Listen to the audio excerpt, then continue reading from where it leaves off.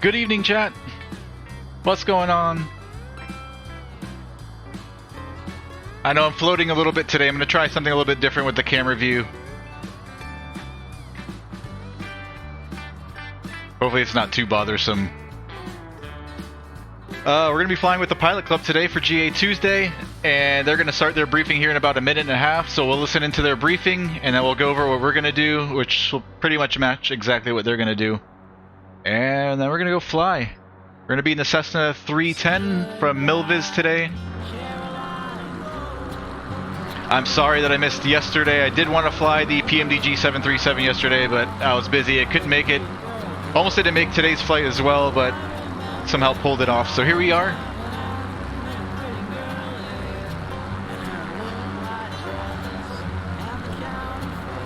Airplane's already been pre-flighted, fueled up. We've got about 4 hours of fuel on board. And flight should probably take us about 2 hours. There's no stops along the way. It's pretty much a one-way flight. One takeoff, one landing. Once we get to our destination, we might continue on and do some more flying afterwards.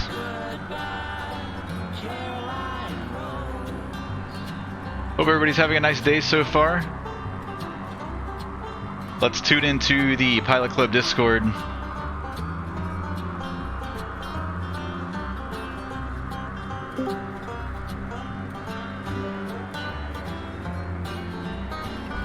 And we're gonna jump in the cockpit since it's a little bit quieter in here. What did I tell you it was? WAPs?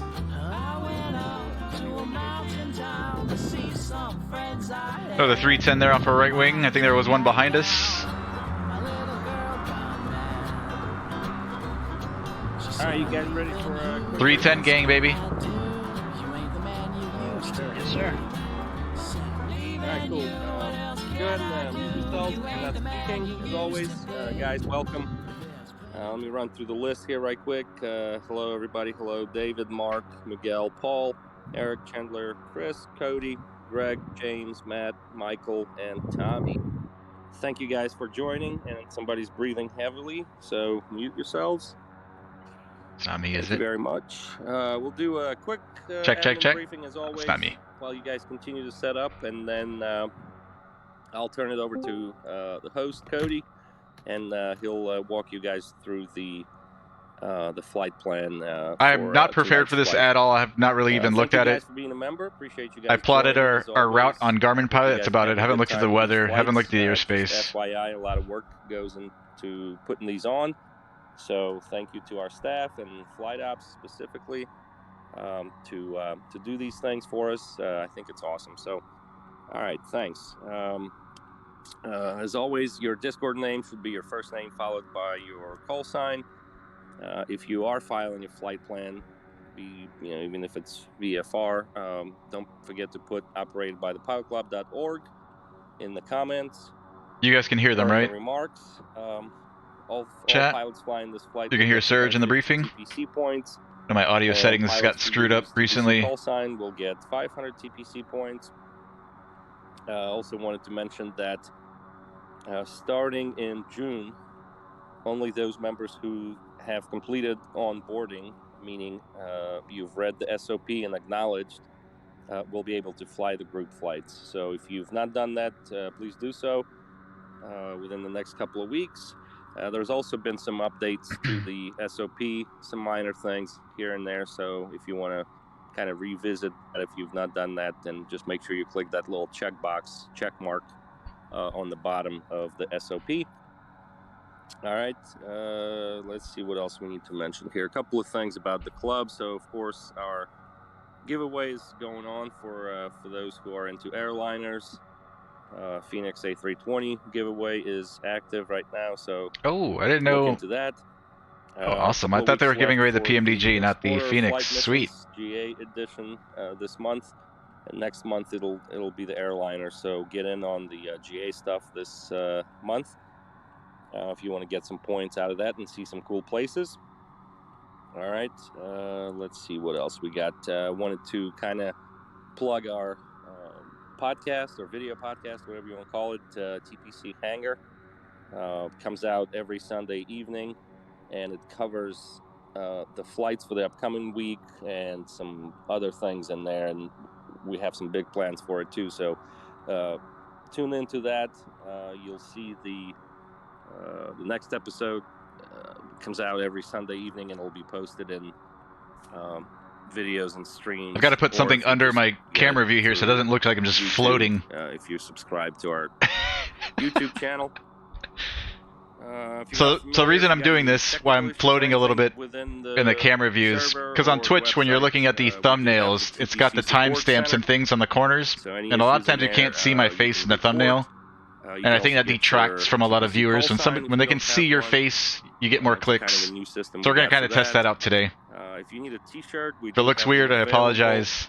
I'll try to make it dress it up a little bit better for future streams. I believe they're $24.95. Put like a big cloud under me or something. I think you get a cool sticker with it and some candy or something like that. I don't know. Tommy put some cool stuff in there. I think that's about it. I'll turn it over to Cody now. Thank you guys again for flying, and I'll see you soon. Thank you, Serge. Welcome, everybody. Thanks for showing up to GA Tuesday, our Louisiana Bayou trip. Not much to go over if you haven't. He's got the accent for it. Doc, you need to. Rohite. Miguel's been awesome and helping with all these and everything. So pretty much what we're doing, just give you a quick rundown. We're taking out of. Is he sharing KHUM. screen? And if some of y'all want to fly backwards, feel free, go right ahead. It's pretty straightforward. Flying at KHUM, runways are looking nice. Headed down, gonna hit that little, I forget what you call it. Here's a look at it. VOR. Yeah, we're gonna go down and hit that VOR, circle around the island, shoot back up north, and head straight over to the airport. Super simple. We're just going to be following the coastline. It's going to be a great scenic flight. We're just going to have a lot of fun with it, guys. Thanks for showing out. Paul, you got anything? Weather looks to be VFR in the area. Let's see what if anybody the wants station to here do is reporting. a flight of 2 or more, that's absolutely fine as well. Some haze over here at New Orleans. NAS. But for the most part, it looks like I would VFR. have done a flight of 2 if Serge would have showed up. Well, Serge did show up just without a plane. It's in the shop. Nope, no 737 today, Adam. Yesterday was supposed to be 737, but I couldn't make it, so... I'm sorry, man. I really wanted to fly the 737 again. But today's the GA Tuesday with TPC, so we're going to participate with them. And whenever we get a chance, we'll be back in the 730. I'm dying to fly the 737 again. Low and slow. Low and slow, buddy. You know how I like it. Yes, sir, Rohype, Adam A10. I know I used to say it wrong all the time. I think I got it now, Adam A10. That's just wrong. Do we have a few new people in here with us today? Yep. So today we're doing GA Tuesday with TPC. Thursday is the fly-in event, which I think we'll be able to fly the PMDG 737. We're flying into a couple different Class Charlies in West Texas. So I think we'll have an opportunity to fly the 737 on Thursday. Could pop on. So just keep an eye out because they do know that we are having this event tonight. So I see that there are 3 centers on the list. Just because they're there doesn't mean that they are going to cover this area? Correct.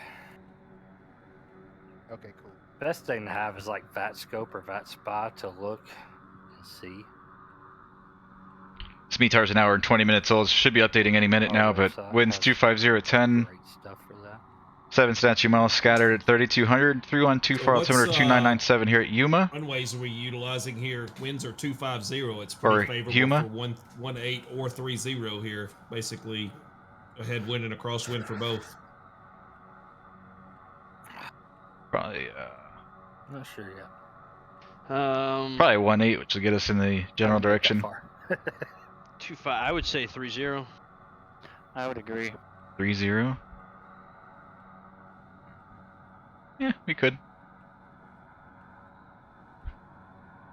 Well, if you guys don't have any other further questions, which, I would All right, say so 3.0 I think we're going to use, so it'll be a left runway 30. downwind, left crosswind departure out to the south. All right, everybody, fly safe. Chris, I'm on taxi Alpha and cross 18 Bravo down. I'm going to go ahead and mute them. Alright, so I guess we're using 3-0 here at Houma. So we're going to depart out over the town of Houma. We're going to make a left. That's just going to be a left turn out to the south, I guess. We'll look for the Lake Burdrew. And then we'll just head down south on a 180-ish heading until we get out over the coastline. And then we'll just chase the coast out east. If we want, we can use the Leeville VOR and track that inbound direct. I know a lot of these guys are, according to the briefing. I mean, we're VFR. We can see we're just going to be following the coastline. It's not that hard. We won't need that VOR, but if we want to use it, we can. Just continue out east this way. Out past this little peninsula. I know all of this stuff is like swampy stuff out here in the bayou. We're just going to continue to follow all of this and just chase the coast all the way up into our stop here at Stennis International in Bay St. Louis. Also at Class Delta. If Center's online, we'll be talking to Center for both Class Deltas. And let's see what the weather's like over here at Bay St. Louis. Winds are calm, ceilings unlimited, 10 statute miles scattered at 5,000, 2924 altimeter 2994. We've got some restricted stuff out here off to the west that we want to avoid. Surface to 12,000, surface to 6, surface to 10. So we've got to stay out east of all that stuff, so we make sure we don't bust any of that. Other than that, I don't think this is too complicated. I mean, we've got MSY's Class Bravo, which we're going to be well outside of. That's it. No stops along the way.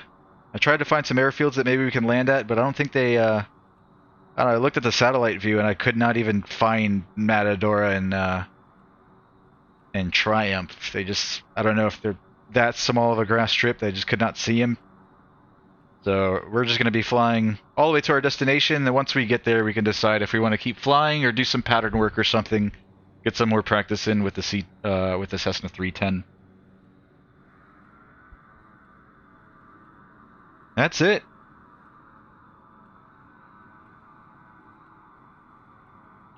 Let's see who's on for ATC.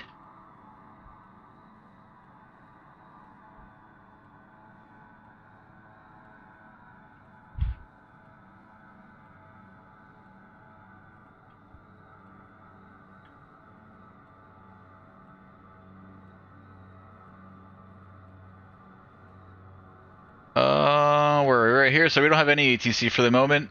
Yeah. So no ATC online for right now. So we're going to be on our own. We'll be on the VATSIM CTAF / Unicom frequency 122.8.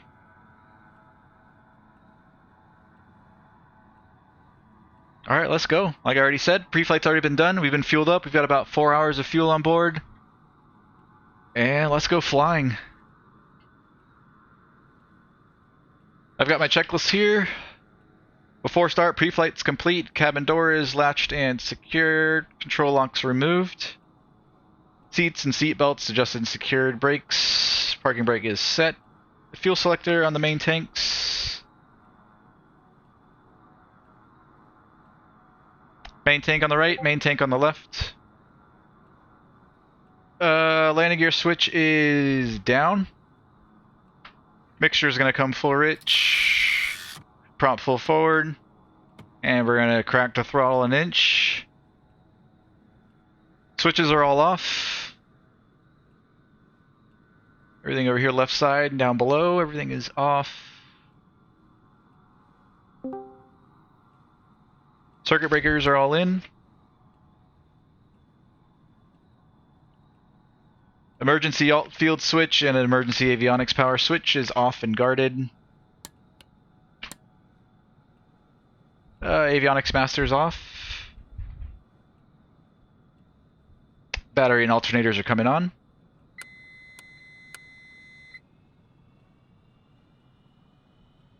Cockpit lighting. You don't have to worry about that. Landing gear 3 green.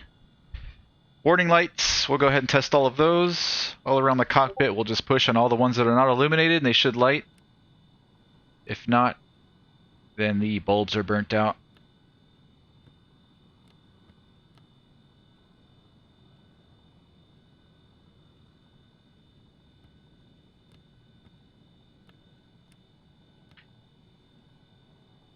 Lights have been checked. Altimeter and clock set. Cowl flaps are full open.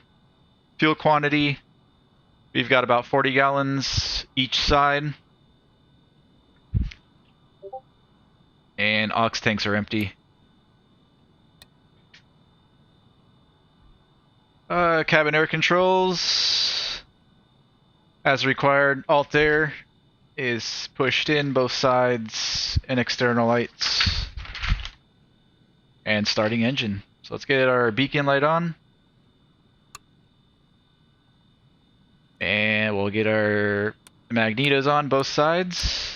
And we'll start with the left. Clear! Make sure we're clear all around. Here we go, we're going to go into prime for a few seconds and then hit our starter. 1000, 1003. Here she goes. Throttle to 1000. Oil pressure is in the green. Aux pump is going to go to low.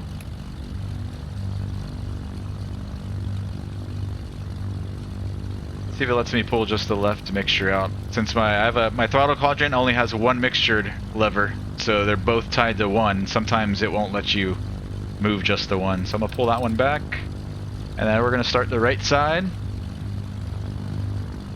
Let's make sure we're all clear. Same thing, prime, and then start. 1000, 1003. She goes, throttle to 1000, oil pressure in the green, aux pump to low, and we'll lean the mix. Avionics and the rest of our lights will come on.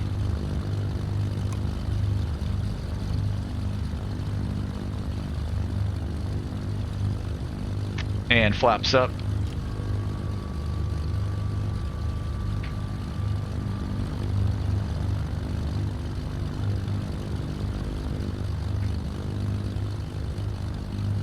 Alright, oil pressure, alternators, let's check those. We're charging right side, charging left. And before taxi passenger briefing, okay, you know what? I am comfortable carrying a couple passengers today. Let's do one in the front right and maybe one middle right. Hey, two ladies, nice. Alright, passenger briefing. Doors, we've got one main door on the right side. To pull it open, just pull all the way back on the latch and push down and push out. And to close the door, it's the opposite, just slam it and move the latch up, and then all the way up into the up position to lock it. We've got a baggage door in the back, in the far right rear seat. There's a baggage door there. Seatbelts on at all times. If you definitely during taxi takeoff and landing, if you want to take it off when airborne, let me know. I'll let you know if it's safe to do so. Fire extinguisher is located here between the two front seats. If you need to use it, just pull up on the latches to release, and then you'll pull the pin and then pull the trigger. You have about 8 to 10 seconds of use with the fire extinguisher. No talking during takeoff and landing. And I think that's it, right?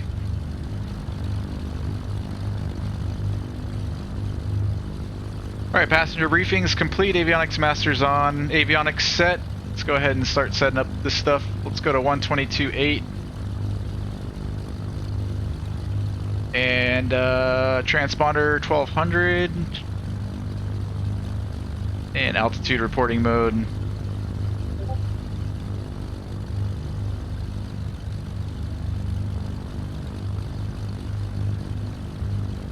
We're gonna go up to, I don't know, 3,500 probably for the entire trip. We could go higher. I'm gonna stay nice and low so you get a view of the sights and things. I don't want to go too high. 3,500, radios, transponder, and we can put in KHSA here as a reference.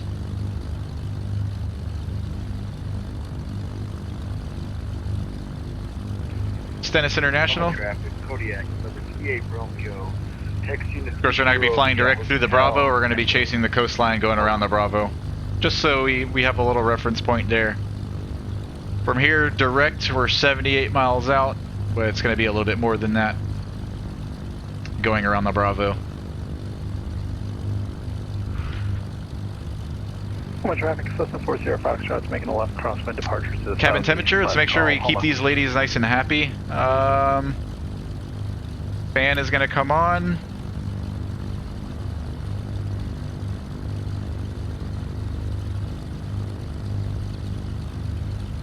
And open up the vents and temp control for them. Brakes. And then our tactic checklist, we'll test our brakes on our way out, then flight instruments, and then we'll do our before takeoff stuff. We'll probably do it here so we don't block anybody. Let's just wait another minute here for our engines to warm up. Cabin is hot, but it's cooling slowly. Okay. I mean, we just started. It is hot here.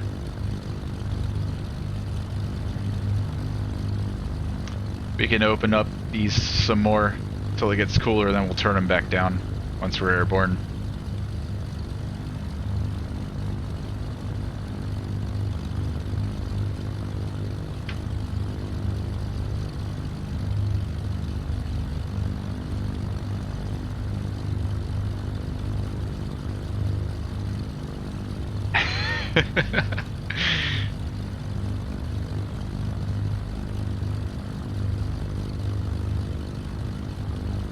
Be different, use 3.6, okay, we could do it, real hype. 33 is taking 30, gonna be making a right crosswind departure to the... Yo, Surge!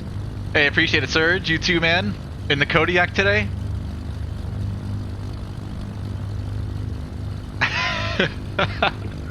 Real hype. Pilot Club 423 is lining up on runway 30, Homer traffic. Alright, let's do our run up. Is anybody behind us? Make sure we don't blast anybody. Alright, before takeoff checklist. Parking brake is set. Fuel quantity is verified. Fuel selectors on the main tanks. Alt air is in. Cowl flaps are open. Elevator, rudder, and aileron trim set for takeoff. We've got our elevator trim at the bottom of the white there where I like it. And our aileron trim is centered and rudder trim is centered. Wing flaps are up. Avionics and radios are set. Flight instruments are set. Aux pumps are on low. Flight controls. Left aileron's up and down. Right side is up and down. Ready for departure, Elevator runway 30, up and down. traffic. Rudder left and right. Flight controls. Free and correct.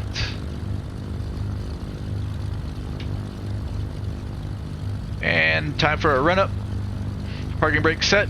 Make sure it's going to come full rich. We're going to throttle up to 1700. 341, taxi runway 30 via Delta Bravo North Echo.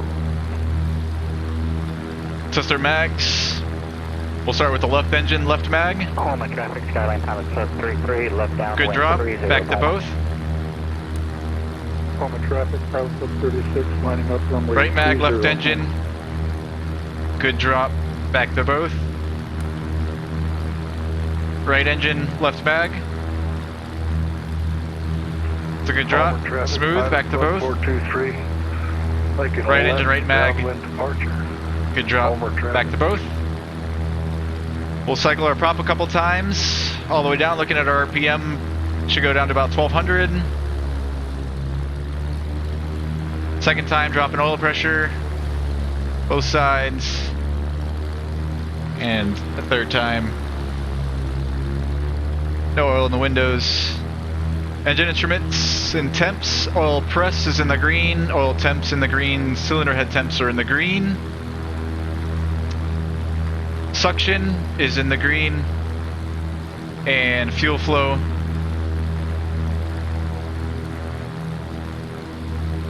Anything else? And alternators we're charging. So left alt we're charging. We can cycle it just to make sure. Discharge. Charging, right side, same thing. Discharging and charging. Alright, throttles back to idle. Do an idle check and set our friction lock. Southeast, Houma. Shadow's nice and smooth. Throttle's going to come back to between 800 and 1,000. And we'll lean our mix back out for taxi. Run up alternators, vacuum, magnetos, propellers, mixtures, engine instruments, throttles, quadrant, friction lock. Exterior lights. I'm going to extend our landing light.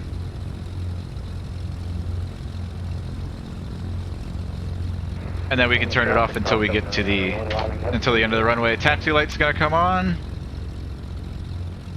Ice we don't need. All cabin doors and windows. We're gonna keep this little guy open for cooling and we'll close that before takeoff. And parking brake released. Alright, we're ready. Alright, let's brief this taxi. Houma traffic, Pilot Club 36, turning left crosswind, runway 30, Houma.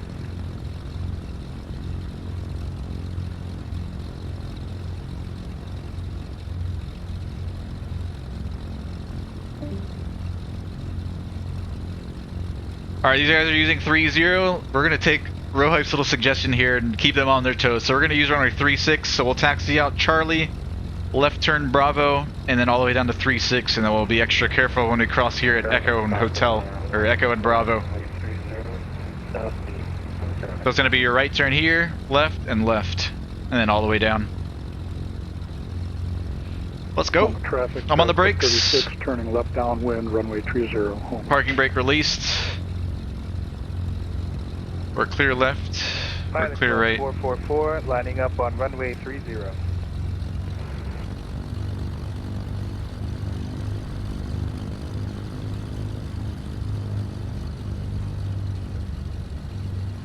This is going to be Charlie right here, this first left, and then left turn Bravo. Clear right, clear left. Let's do a little brake check. Brakes are good.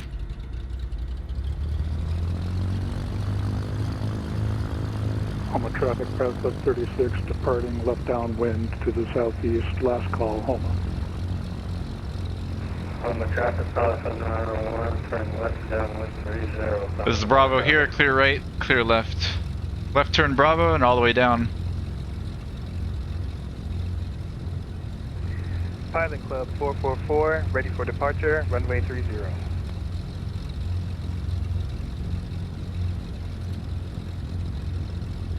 I'm not going to make any calls just yet so I don't confuse the guys. Once we're holding short of 30 and we're about to cross, I'm going to let them know that we're crossing.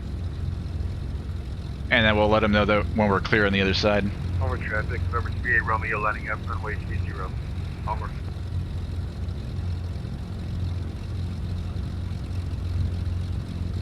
November 38 Romeo, you just heard there, it's Mr. Rob Valkyrie. You see him here in the chat sometimes. My good buddy Rob. Glad he's flying today. Ooh, we get to see some nice takeoffs too. Maybe we'll watch a few before we go.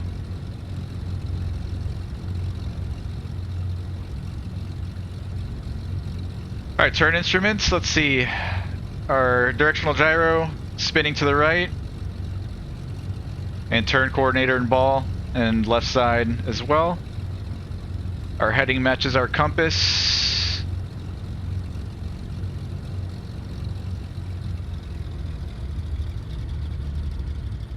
Alright, coming up the runway here, we want to make sure that we stop shy of the hold short line.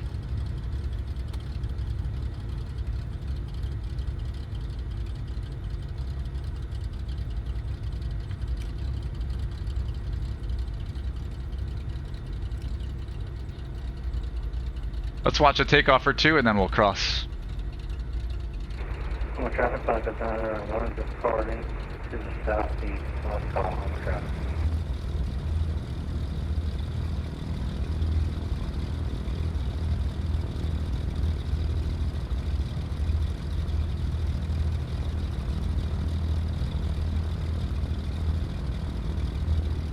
Anybody behind us? No. You ladies comfortable? All right, all right.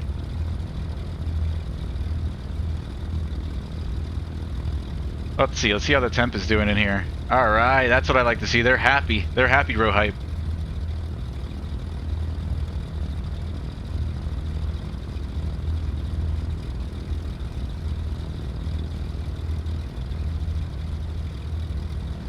Over traffic, number 38 Romeo, departing runway 0, left downwind departure to the southeast, Homer.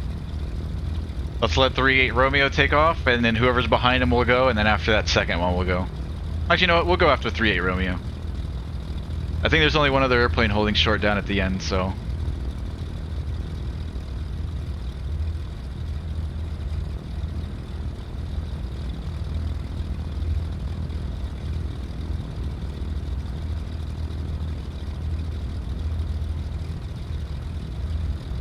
Let's watch Rob on his takeoff so you can come back here and watch it later.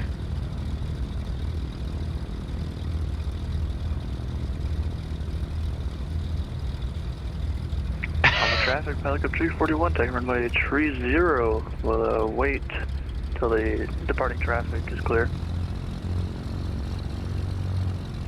Human traffic, Twin Cessna 77 Foxtrot Alpha is crossing runway 30 at Bravo. Houma. Let's go real quick.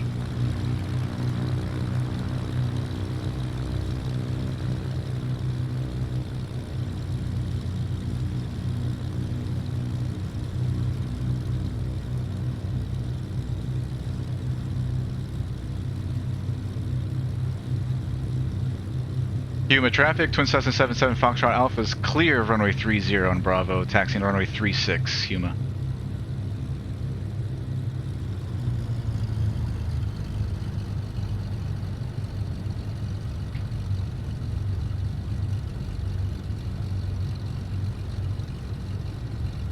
They're saying Homer, is that how you say it?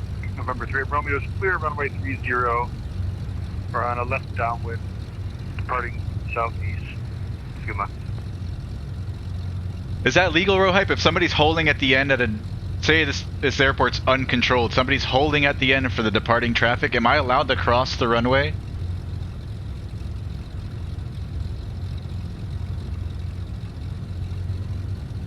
Or is that like technically a runway incursion? Houma traffic, Pilot 341 is a Baron. Taking off runway 30 will be a left downwind departure to the southeast. Alright, flight instruments, I forgot to kind of run through these. We're indicating 0, we're level. Let's set our altimeter to the local altimeter setting. Just going to hit the B key. It's going to set it automatically. 2997-ish. Turn coordinator, DG matches compass. We're indicating 0 and revert speed.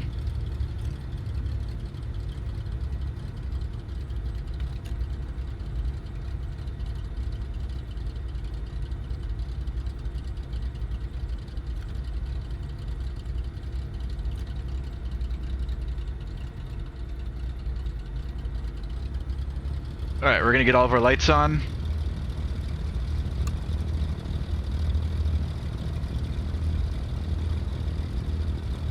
We can find the click spot. Traffic, Pilot 341, turning left crosswind, runway 30. Houma traffic. Alright, lights on, trim is set, flaps are set. Pumps are on low. Just mixture to go. So it's gonna be a right downwind departure out to the south. And lights, camera, action, lights. Camera, we've got our transponder, 1200 mode Charlie, and action, we're all clear. Houma traffic, Twin Cessna 77 Foxtrot Alpha is lining up, runway 36 Houma. We're all clear, nobody on final, nobody down the runway.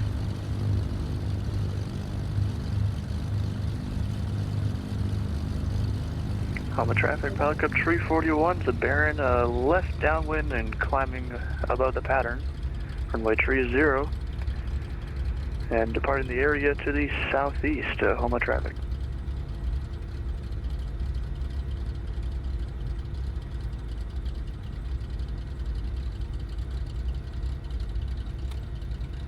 Alright, 36, 360, and 360.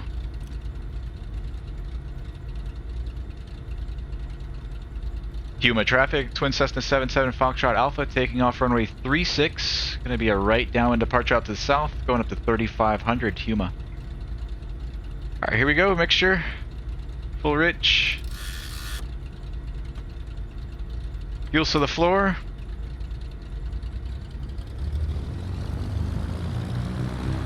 Full power.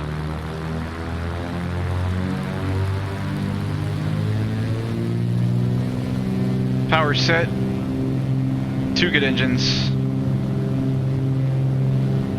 Airspeed's alive. We're gonna rotate at 85-ish, right about there. Rotate. Class Delta airspace. Mash on the brakes. Check that crossing runway. Make sure there's nobody departing. We're clear. Positive rate. Gear up. Blue line.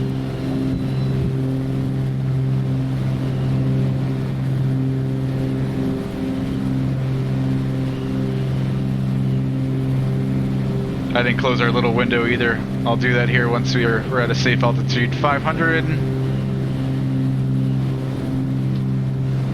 We're clear right, and we're gonna go back to climb power. About 24.5 inches manifold lip pressure and 2,500 RPM. Clear right.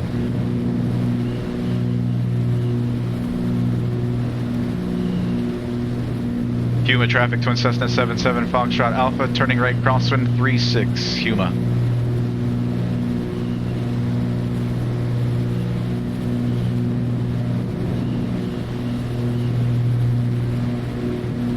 Forgot to brief our emergency procedures in case of an engine loss on takeoff.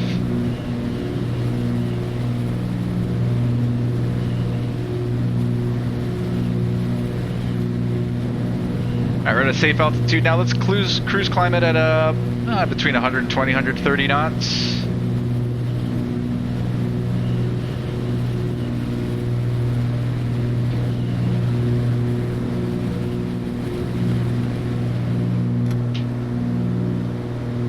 And we're clear right.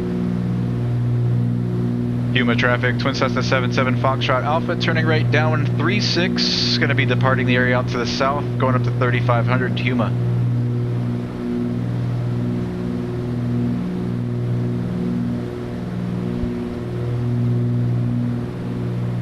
So we'll fly 180 heading until we get out over the coastline, and then we're just going to chase the coastline out east.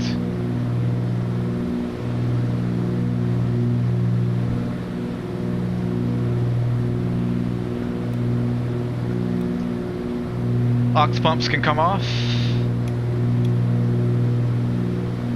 Lights are going to stay on for now.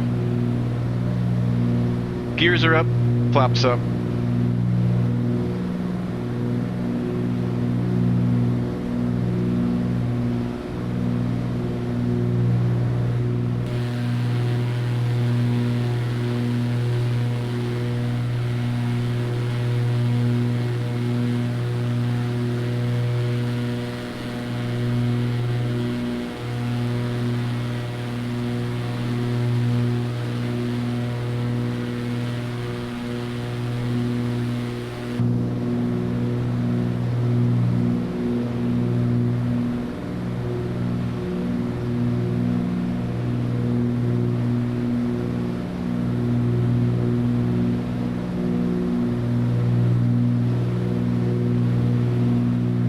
Maybe we could just cut it to catch up with the rest of the gang. Let's do that. I don't think there's any other airspace in between us and there to that we need to avoid. Yeah, they're all cutting across too. All right, let's do that.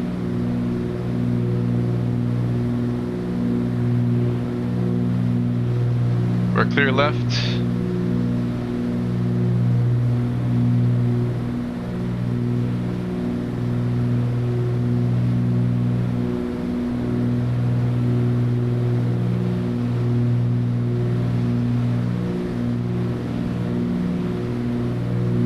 Houma traffic, Twin Cessna 77 Foxtrot Alpha's 3 miles southeast of the field, 3,000 for 3,500, leaving the area out to the southeast. Last call, Houma. 500 to go.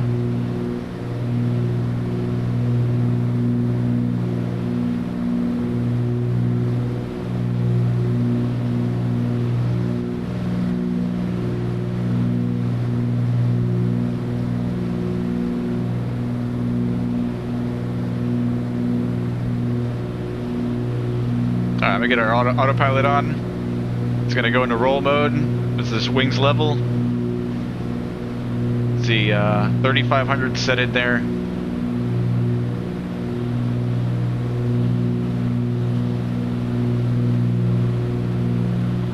I'm a VS set at 100 or 200.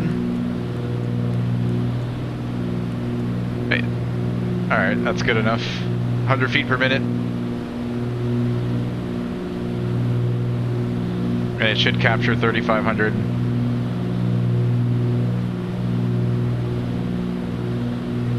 Let's retract our landing light for reduced drag.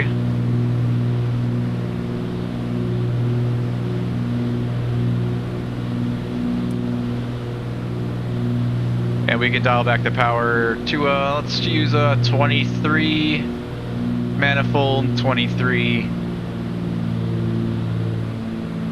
on the tack. And now we're gonna lean out. We're gonna lean the mixture using our EGT gauge over here on the right. We're gonna lean to peak and then bring it in a few millimeters. 25, 50 ridge of peak.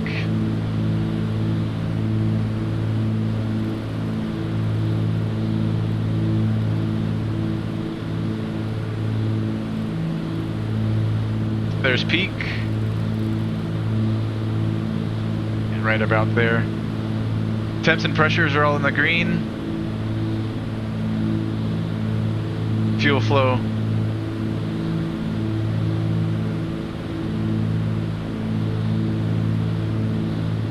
Alright, after takeoff checklist, gear, flaps, best climb, aux pumps are off. Cruise climb, power set, airspeed mixtures, cow flaps, aux pumps are off. Props are synced. And cruise checklists between 2100 and 2500 RPM, 15 to 24.5 inches of manifold. Aux fuel pumps are off. The mixtures are lean, cow flaps are open, props are synced, friction lock is set. Fuel selectors, main tanks, and trim adjusted.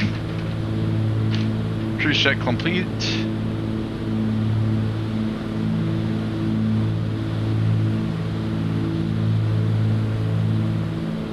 So we'll just continue out this way straight ahead and just follow the coast.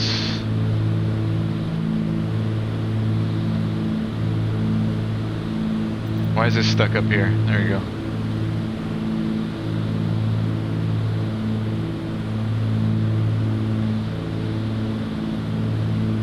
We're still in the green here. Passenger comfort index.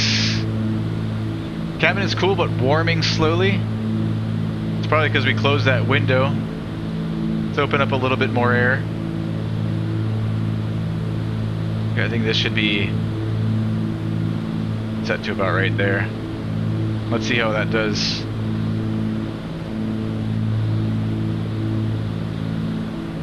Yeah, it's moving up already. All right.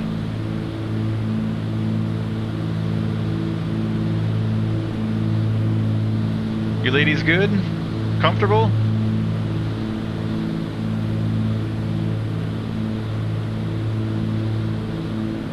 Let's sync up our heading.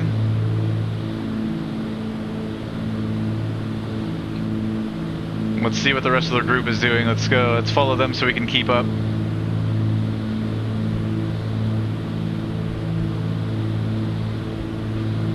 Heading is synced. I'm gonna go into heading mode on the autopilot.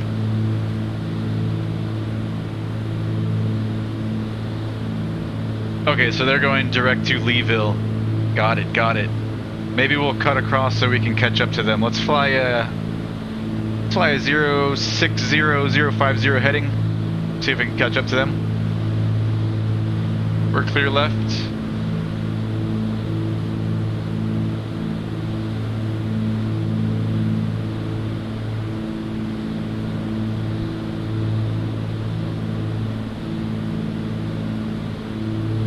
Let's try 060.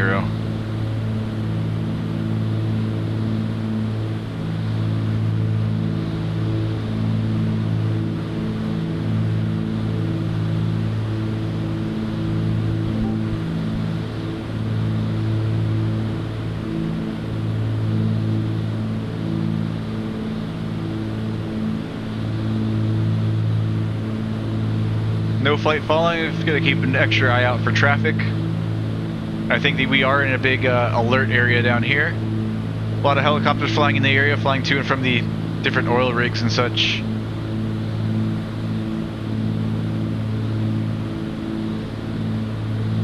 Yeah.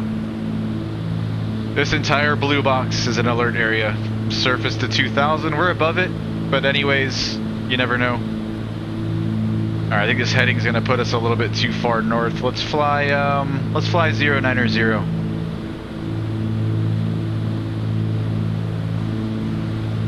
We're clear right?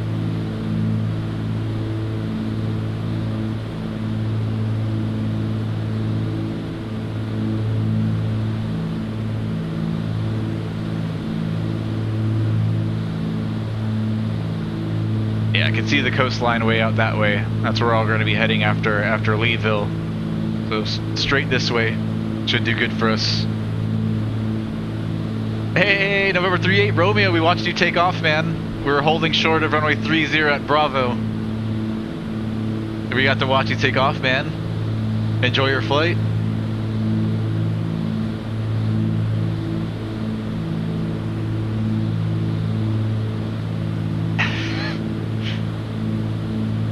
Did the control cam not work this time, Rohype? I think I tried to click it on, maybe it didn't register.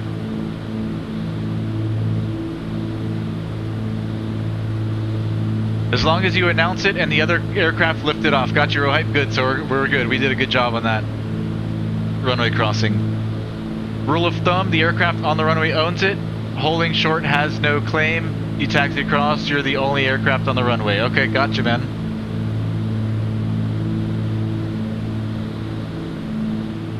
So what if somebody, like what happened to us there, the one guy was in position, lined up with the center line, but wasn't moving. He was waiting for the guy in front of him to take off.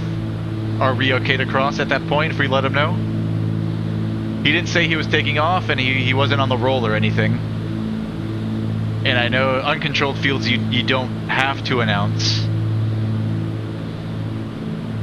So when we crossed there, runway 30 at Bravo, Rohype, there was a guy in position, runway 30. He wasn't on the roll. He didn't say he was taking off. He said he was in position, holding for the departing traffic. So there was a guy, 38 Romeo in this case, the guy that we watched was taking off, but there was a guy at the other end just sitting there waiting for him. As soon as we saw 38 Romeo lift off, we announced that we were going to cross, and we crossed. Is that okay? Yes, my face is high compilation. I'm trying something different because Twitch, when you're looking at the thumbnails, a lot of the times, or all the time, the little timestamps are blocking my face in the thumbnail. I'm just seeing if this works, getting a few extra clicks on Twitch. When people can see your face, they're more likely to click on your thumbnail. I'm trying to get more people here in the chat. So I'm testing this out today. It's not ideal for me. I think it looks a lot cleaner with me all the way down at the bottom. But I want people to see my face and, you know, come in and say hi, so we're trying it out. My pilot is high. Oh, man. Alright, you need to be in communication as courtesy. Those holding short. What you did was okay, I figured, Rohype.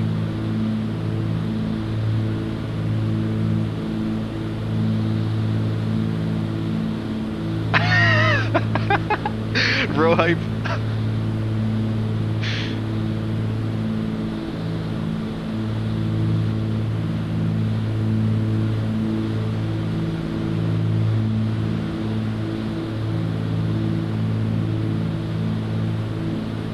All right, we're catching up to these boys.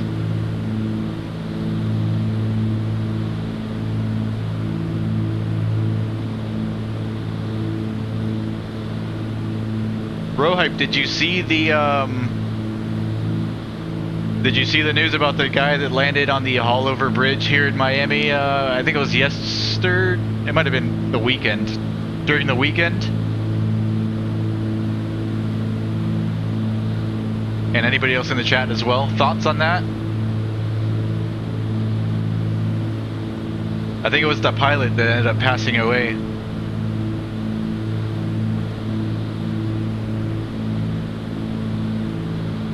Okay, Rohib, gotcha, man. I was thinking about doing that. Asking him, calling him directly and asking him if it's okay to cross. That would have been the better idea in my opinion too.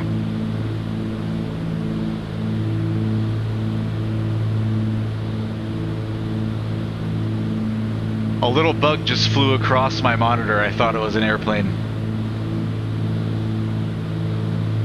I got spooked.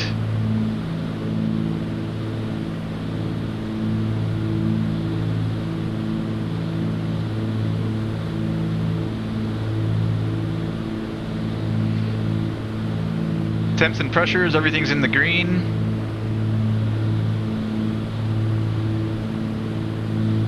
Passengers are 100% happy.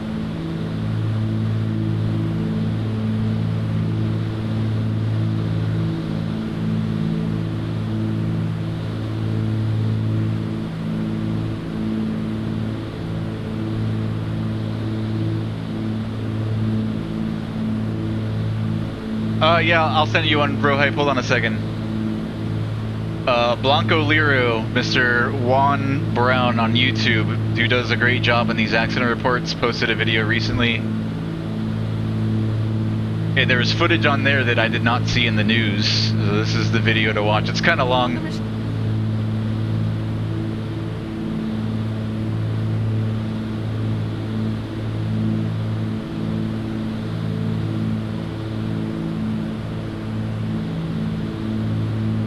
Kind of skeptical of the PBI landing row hype. So the guy, also this guy Blanco Lirio on YouTube, Juan Brown, who does these accident reports, he interviewed the guy that landed in PBI, and you know, of course the news is gonna say like, hey, this guy never flew an airplane, you know, just a regular old passenger. According to the guy, he never actually flew an airplane, but he spent a lot of time front seat. The guy that owned the Caravan was one of his friends. So it's not like it's his first time seeing the airplane. He's watched his buddy land I don't know how many times. So he knew a little bit about airplanes. It wasn't like first time in an airplane, because I would be skeptical too, man. To land a Caravan, landing any airplane, you know, not knowing anything about airplanes. I mean, come on. And he nailed that landing too, I'm not gonna lie. But yeah, he's had time front seat and he's seen it done over and over again, so.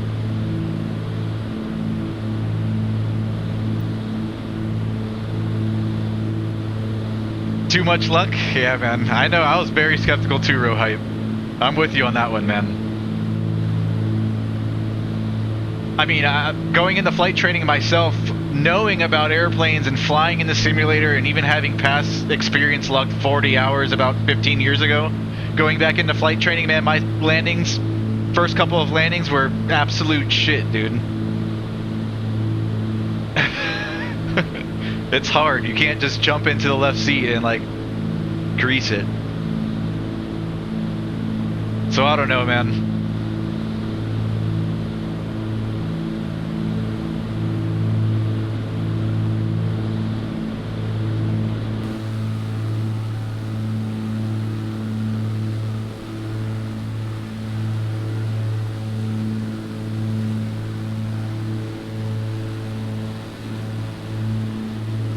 He did a really good job, but had more knowledge about landing than the novice.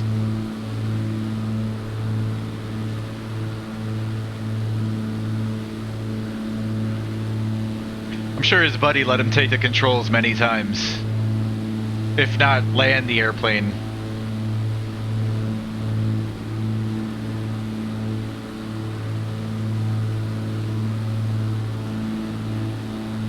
Alright, I don't want to cut too far ahead of the group here, so we're going to make a turn now out to the southeast and just follow the coastline, and we'll join up with the rest of the group. We've got TPC 33, he's also in a 310 today, he's 2,200 feet below us. Let's see if we can spot him. About 1.5 miles, 2 miles, there he is.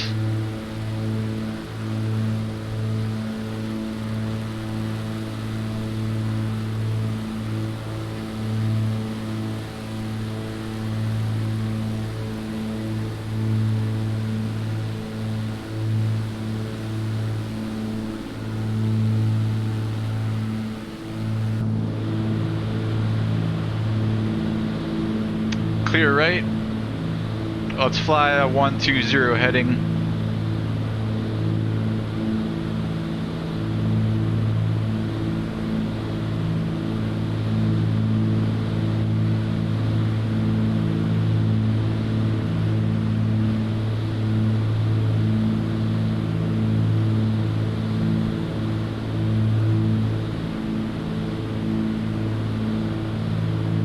No, Rohype Haulover Bridge accident. So there was 3 people on board the Cessna 172. The pilot and his 2 packs. I think the pilot is the one that ended up dying. The 2 passengers, I think, walked away like nothing. Couple scratches or whatever. And then they hit a van on the bridge. So the van, they hit the van. I guess it flipped the Cessna. Cessna caught fire because the wing was damaged and the fuel tanks. And then I think there was three people in the van that were seriously hurt.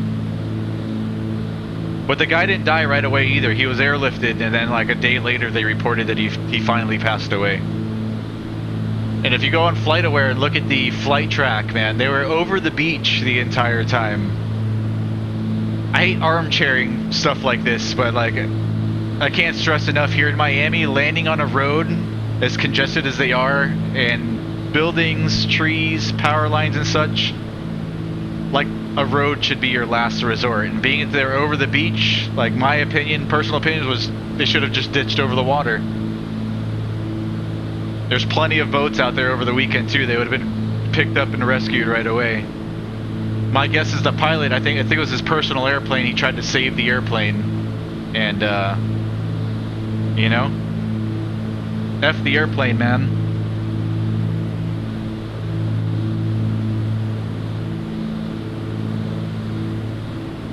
Here in Miami, there's just, I drive on all these roads every day.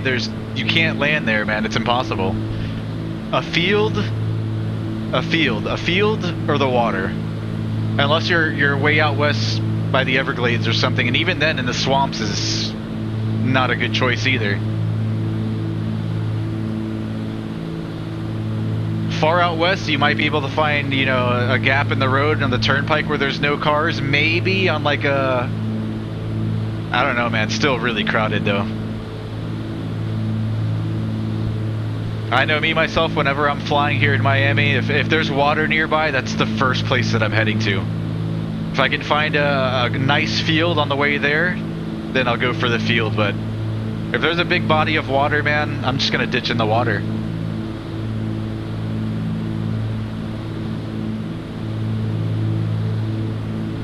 It's not worth it. It's not worth risking other people's lives on the ground, like people, innocent bystanders driving in their cars, like a kid, you know, a mom and their 2 kids in the back seat to save an airplane. Like that, no, man. I'd rather die myself than risk hurting anybody else on the ground.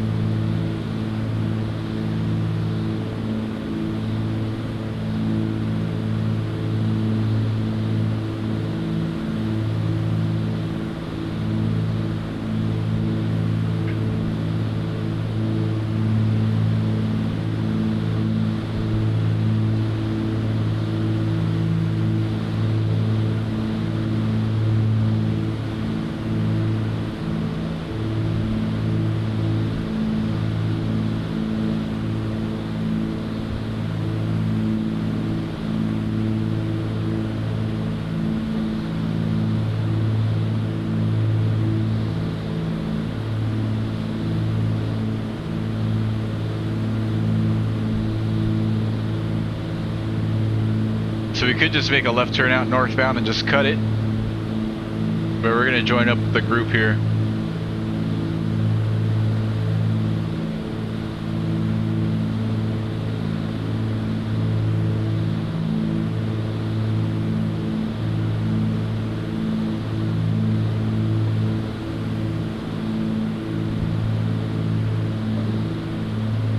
Oh, good fixins. Adjust the tracker, gonna kill your eyes. Yeah, man.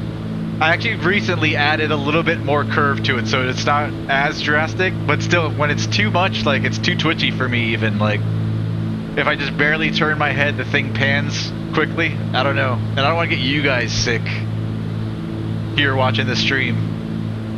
Let me see. It's not that bad. When I do one of these, it's kind of weird. But looking at my like 3 o'clock here, it's not that bad. I may be like 45 degrees off my center vision. It was worse before, I think. Yeah, I'll play with it some more.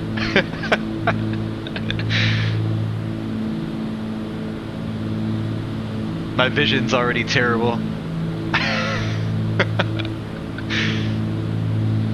I've got mine set so if my nose is pointing at the edge of the monitor, I'm looking behind me. Yeah, that's the way to do it. I used to have it set up that way the first time that I was using a tracker, long before FS 2020. So the tracker that I have is, this is a 20-year-old Tracker 4, but with a new TrackIR Pro. I used to have it set perfect like that, where your eyes are right in the edge of the screen, you're looking behind you. I'll adjust it. Fixie. Good looking out, man. I should do that. Yes, it toggles on and off. I've got a button here on my bottom left. It's on my side stick, actually. The button close to me. So I can pause it, look around. The thing I don't like about pausing is when I unpause, it jumps. And it's hard to find that spot to make it smooth.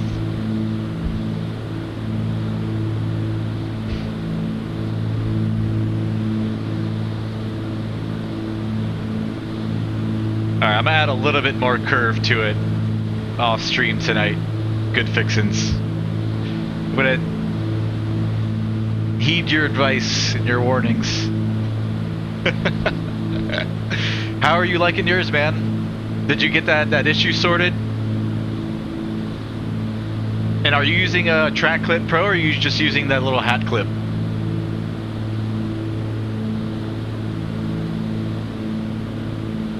Don T, what's going on, Don? Good to see you, man. Yeah, Pro Clip's definitely the way to go. Good fixins. I've had the hat clip, and it's, if you have any windows open in your house and there's any sunlight coming through, it totally messes it with it.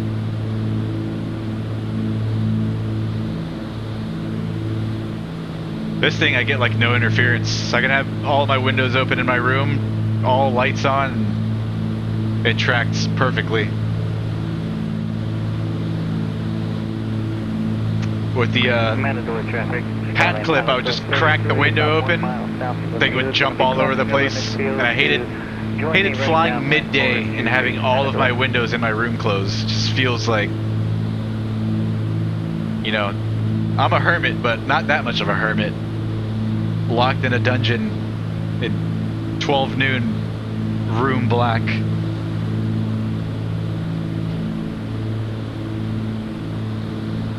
Alright, these guys are, looks like a couple more following the river up north, so we'll do that. And we've got 341, 1900 feet below us at our 12.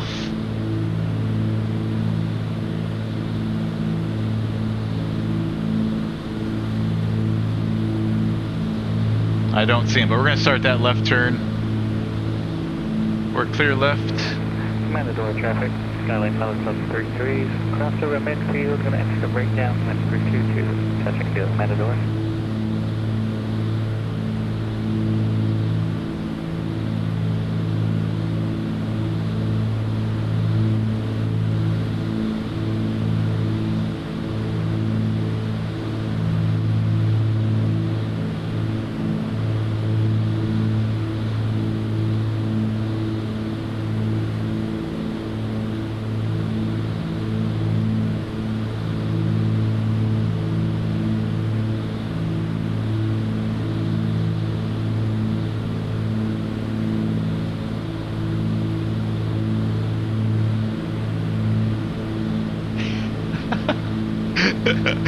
It'll kill my eyes, man. That's hilarious.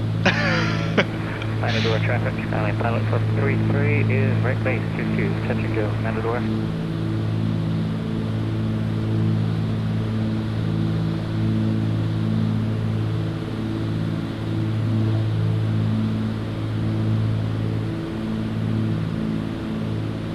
just got home. What's the flight today? So we're flying over the Louisiana Bayou. So a little bit southeast of New Orleans, out over the coastline, the Gulf Coast. So we started off at Houma is the name of the town, and we're just following the coastline out east, northeast. We're gonna end up at Bay St. Louis, Stennis International. Flying with the Pilot Club, Don.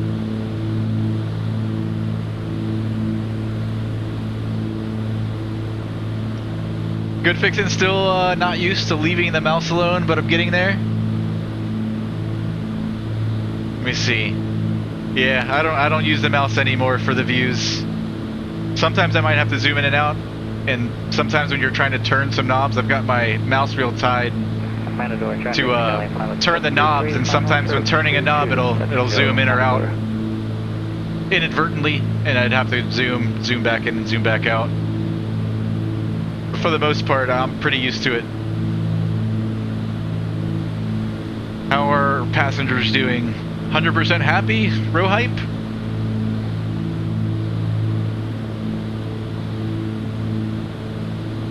I think we're getting lucky tonight in Bay St. Louis, row hype.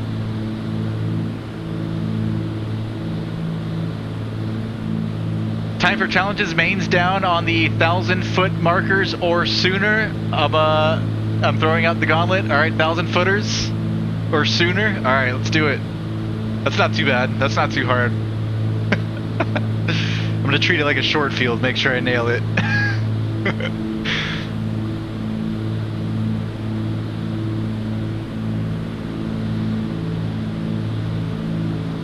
I don't float the 310 like I do the other airplanes. This thing,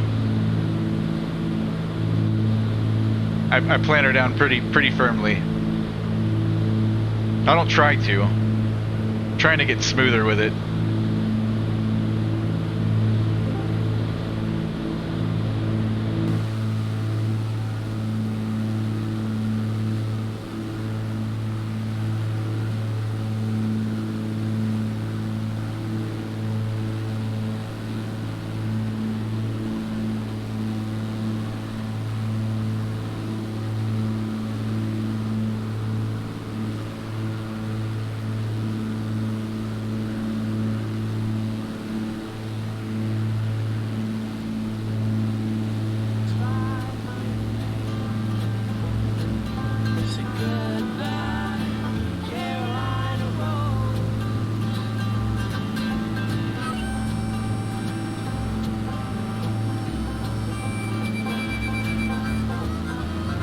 Traffic, Skyline Pilot Firm 33 is right crosswind of 22 and departing the area to the northeast. Matador.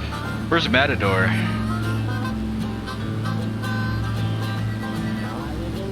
Oh, okay, Matador, here we go.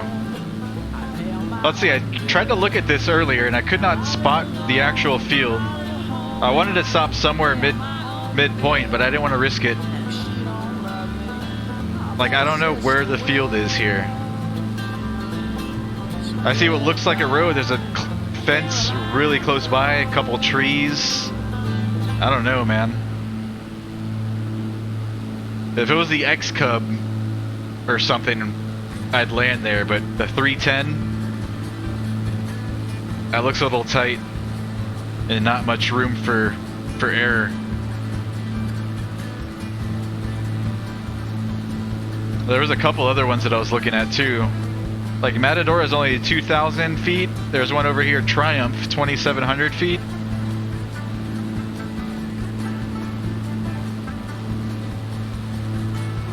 Like I can't really tell what's the strip and what's a road or what. It kind of looks like a hangar looking thing, but it could be a, what do you call it? Like where you grow plants and stuff? A greenhouse? I see some like broken boats laying there. I don't see any airplanes. I guess it would be this thing here right in the middle that leads to what could be a hangar down here. That also could just be a long driveway. And I didn't want to risk it. And this thing over here, it's not very straight. Other than that, there's no other fields. There's a couple seaplane bases here, but nothing else. Nowhere we can stop.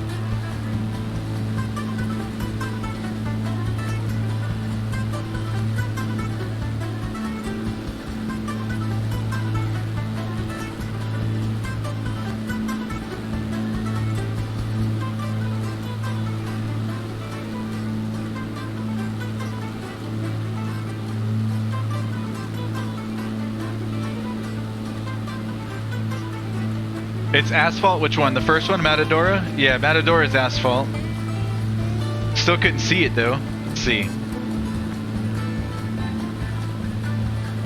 Alright, so I guess it would be this thing right here with the fence alongside it. Yeah, still. And there's a couple trees, like this tree right here in the center. I guess we could overfly it and then come back and land. Where are we now? We passed it already? And 2,000, that's cutting it real close for the seat with the 310. I think the 310 needs 1750 to clear a 50-foot obstacle.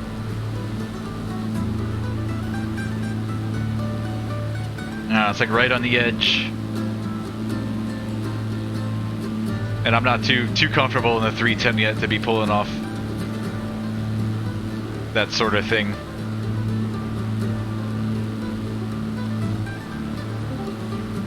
Alright, start a right turn out northbound.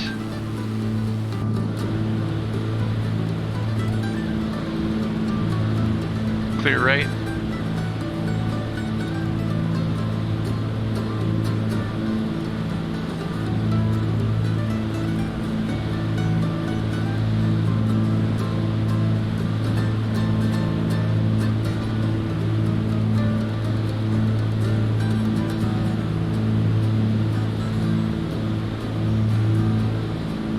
Temps and pressures, everything's in the green. We've got oil press up top, oil temps, cylinder head temps. Everything else is in the green.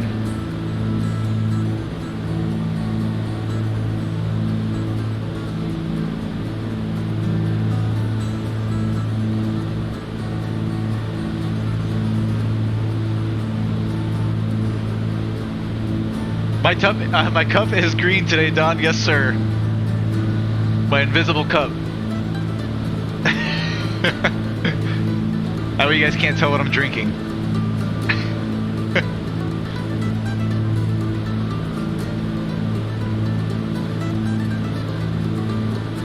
Dante, yeah, I hate when the zoom inadvertently changes when I'm trying to adjust the knob. Can't stand it, Don. So annoying.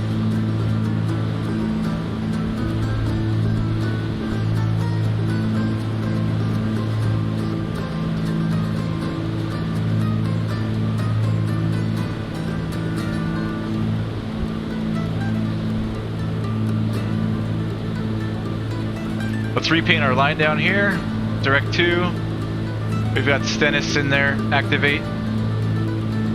We pretty much go direct airport. So what we could do is switch our CDI over here to GPS mode. Right now it's on VLOC. Now it's on GPS. And we can just go into nav mode here in the autopilot. Should fly the line.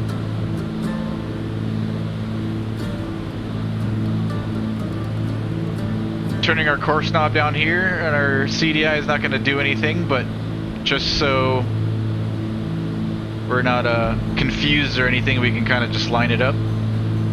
Or you can look over here in the top left of the 750, it says desired track 007. So we could set that to 007. And then we could sync our heading bug as well.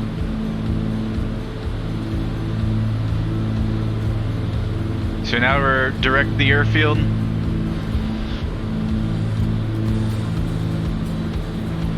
We're way outside of the Bravo on our left. It's a clear shot into Stennis. And of course, as we briefed earlier, we've got the restricteds here off west, out to the west that we're gonna have to avoid, which shouldn't be any issue. get a weather update there at Stennis.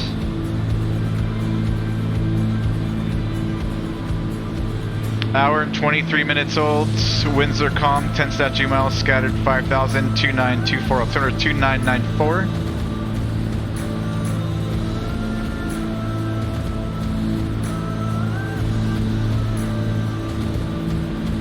Four.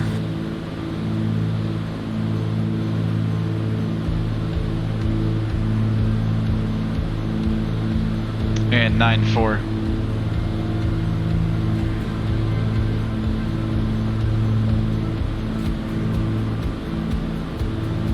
Stennis is a class Delta. Let's have a look and see if any ATC is logged online.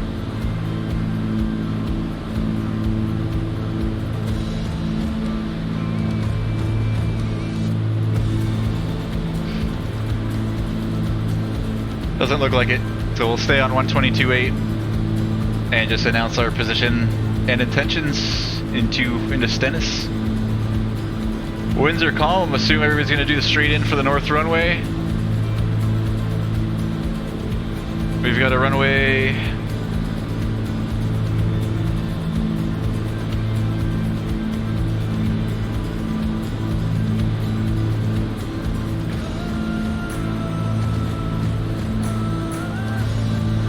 We've got a runway 36 and 18, so most likely it's going to be the straight in 36, and we'll exit on our right. We've got 8,498 feet of runway, 150 feet wide, field elevation 23.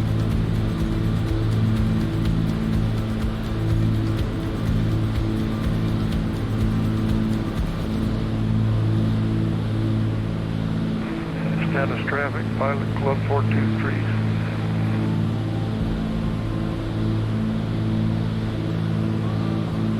Yo, yo, American Gecko Lover, good to see you, man. Coming in hot, boys. Entry from Hey, hey, welcome back, American Gecko Lover, good to see you, man. ETA. About 8 minutes. We're 22 miles out, I think. No, that's to the next waypoint, I think. We are 38 miles out, ETA. If we click on HSA here on our 750, we're about 13 and a half minutes out.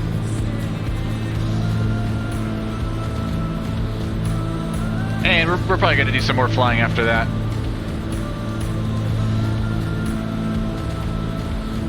Oh yeah, it's early.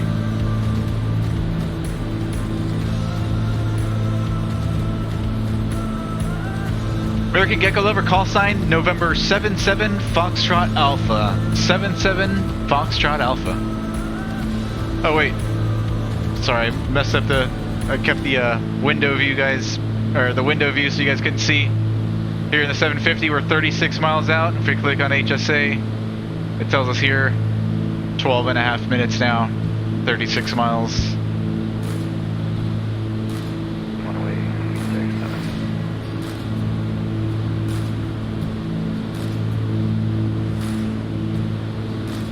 All right, before we land here at Stennis, I'm gonna run to the bathroom and go to the bathroom. Temps, pressures, everything's in the green. We're on autopilot, everybody's happy. You guys are happy? Let's see. 100% happy. I'll be right back.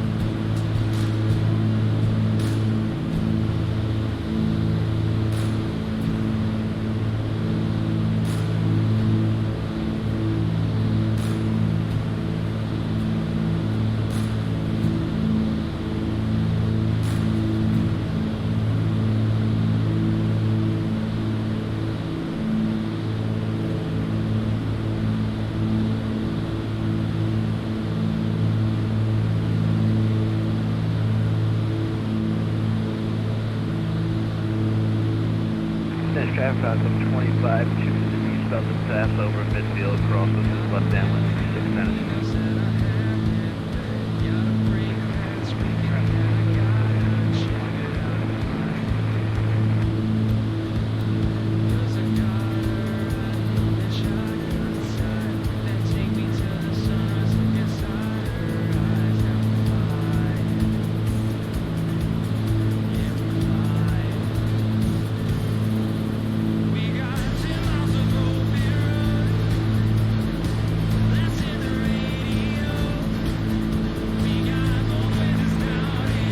Rob, we should be landing runway 18. All right, nice.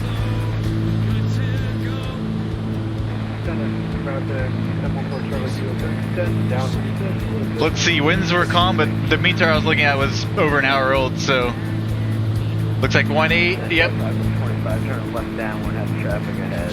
Where's the winds on this METAR and TAF page? Still showing calm. Okay.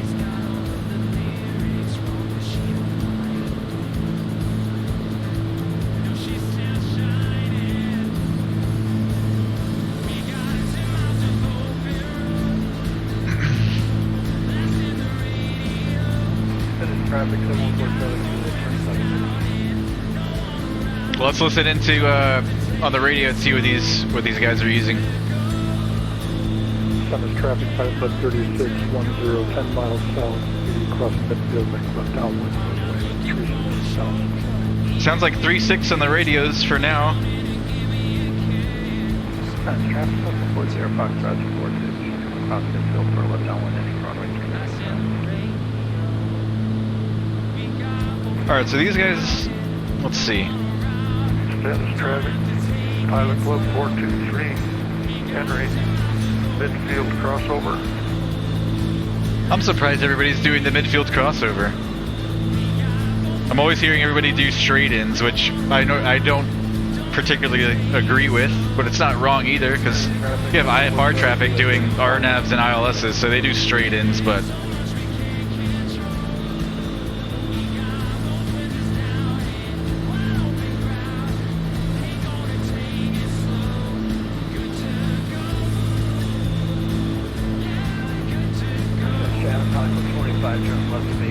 Rob, be careful that restricted out there out west.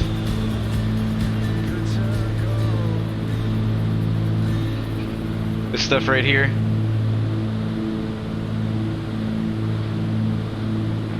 Status traffic, Pilot Club 423 is entering left downwind, status traffic. Alright, looks like everybody's doing it the way I would typically do it. So we're going to do that. We're going to fly out a couple miles east. We're going to overfly 1500 or so, and we'll join the left downwind for 3-6. So we'll do something like this. We're going to fly out this way. We'll overfly. And then either straight into the downwind, depending on traffic, or we can do the teardrop entry. Status traffic, Pilot Club 423 is turning left base. Well, let's go right, 20 degrees or so.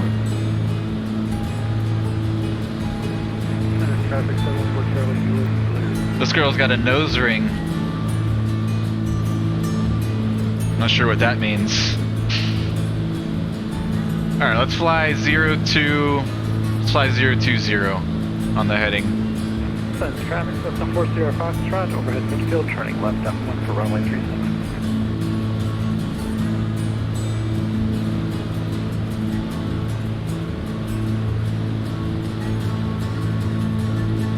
37. Scandalous.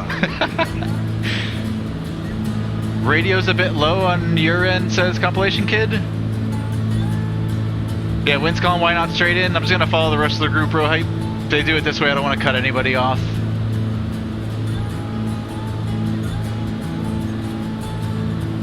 Status traffic, Pilot Club 423 is on the short final. 3-6.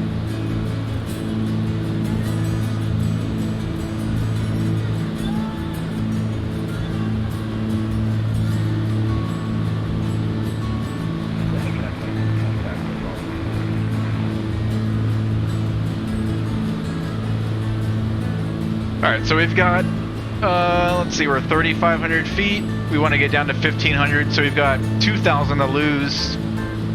2,000, take away the 3 zeros after, leaves me with 2. 2 times 3 is 6. So 6 to 8 miles out, we'll start our VFR descent. We'll do it at 10. We don't want to do it too close. 10 miles out, we'll make our first call, and then we'll work our way slowly down to 1500. We'll overfly at 15, and then once we're joining the downwind, we'll be descending down to 1,000 for pattern altitude. Field elevation there is 23 feet at Stennis. So, sea level, essentially. Traffic 40 Foxtrot, turning left base, runway 36.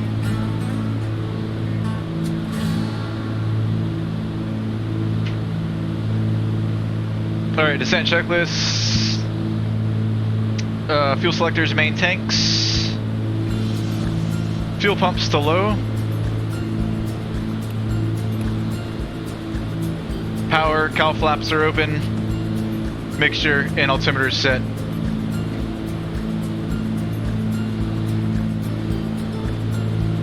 I've got the field in sight already, here it is.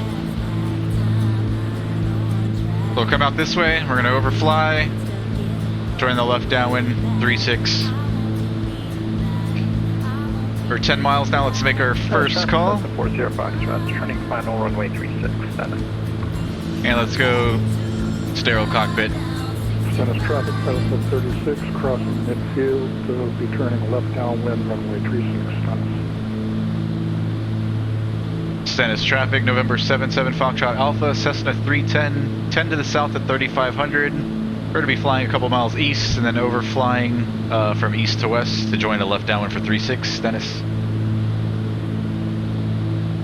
Stennis traffic, Pelican 341's a bearing about 6 miles to the southeast.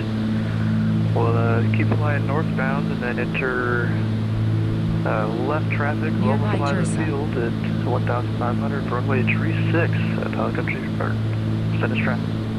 Got a bearing 6 southeast, so he should be in front of us somewhere. So we'll be looking for him. Southeast of the field, I've got him in sight. Over midfield, join the it's right here. Downwind for 36, Stennis. Oh wait, did he disappear now that I zoomed in too far?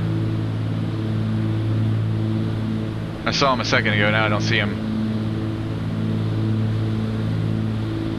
He's here, but he keeps disappearing. Right there. Alright, let's work our way down to 15. 1500, and we'll VS it down. Let's see, how do I switch this over to show VS? Whoa, whoa, whoa. Disengaging autopilot. I don't know why it's diving for 15. Alright, I'm just gonna hand fly it the rest of the way.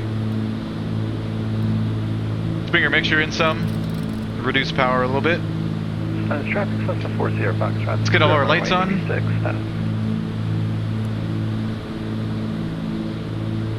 We don't want to upset the ladies descending at more than 1,000 feet per minute.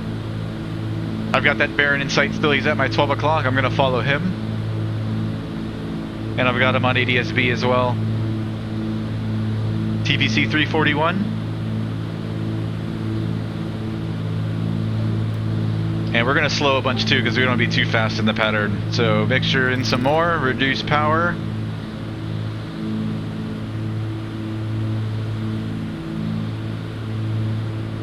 Nearby base St. Louis class Delta Airspace. Field is right here. Stennis traffic, Pelican 341's a Baron overflying midfield for runway, overflying midfield 1,500. Going to be entering the left downwind runway 36, Stennis traffic. Stennis traffic, Pilot Club 36, turning left base, runway 36, Stennis. Stennis traffic, Twin Cessna 77 Foxtrot Alpha, 3 miles east of the field, 2,500 descending at 1,500. Going to be overflying to join a left downwind for 36 behind the Baron. Stennis.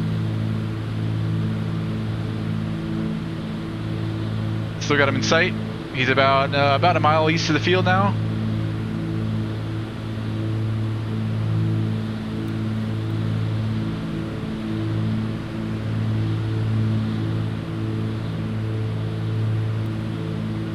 Let's keep slowing. I'm gonna bring our mixture in full rich. Stennis traffic. Prop's gonna come in 36, some. Turning final, runway 36. Or reduce power.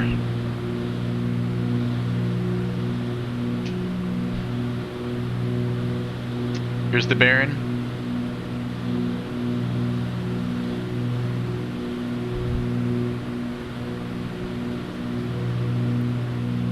Start doing our before landing checks. Seatbelt secured. You ladies strapped in. Alt air is in. Flaps, gear, mixtures, props. That's pretty much it. Alright, 100 feet to go. We're leveling off at 15. We're at the top of the white arc. Let's bring in flaps TO, or 15 degrees flaps.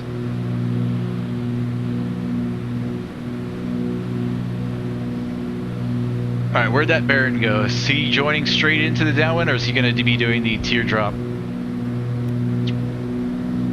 Alright, mix full forward, prop full forward. Stennis traffic, Pilot Club 341, the Baron turning left downwind, runway 36, Stennis. Alright, he's joining straight into the downwind. See him on ADSB, Pilot Club 36. and I've got him in sight. Stennis traffic, Skyline Pilot Club 33 is 5 miles southeast of the field, intending to cross over midfield, going left downwind 36, full stop, Stennis.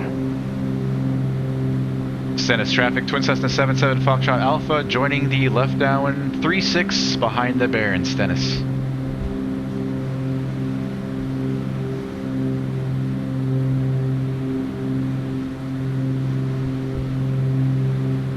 Alright, gears coming down, we're below 138.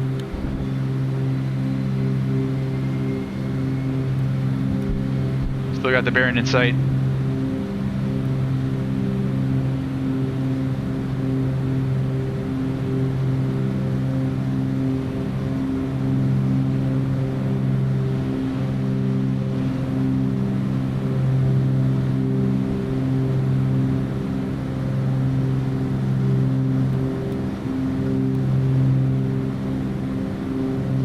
Alright, he's starting his base turn now. Traffic, Pilot Club 341, Baron turning left base, runway 36, Stennis.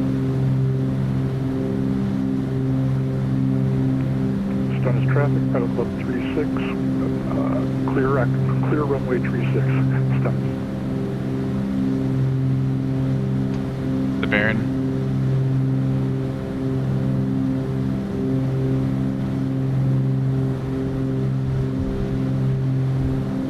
Extend out a little bit just to give him some space.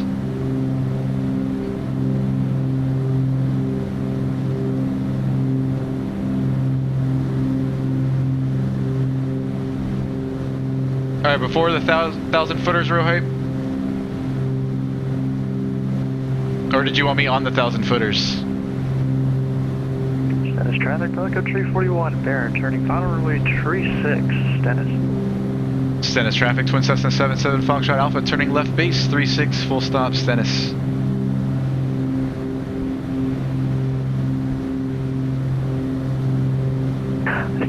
Gumps gas, undercarriage, we're down to 3 green, mix prop, seatbelts, switches, lights and pumps, and flaps 1 notch to go. He's over the fence now, that Baron. Final approach path looks clear. And we can start our final turn. On or before? Alright, gotcha, man.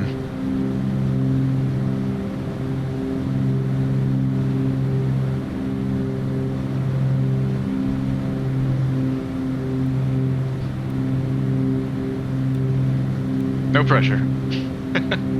Alright, rest of those flaps.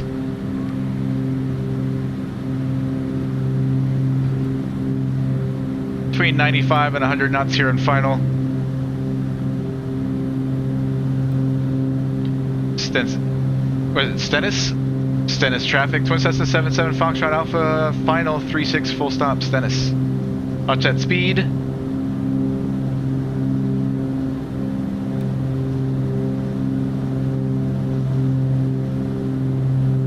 Alright, waiting to hear this guy call his clear. If not, 1 mile east of the field. Going to be crossing over. I don't see him. At pattern altitude, going to left downwind 36. This might be a go around. Stennis traffic, Pilot Cup 341, clear the runway. Stennis. We're good. Last gear check, we're down in 3 green.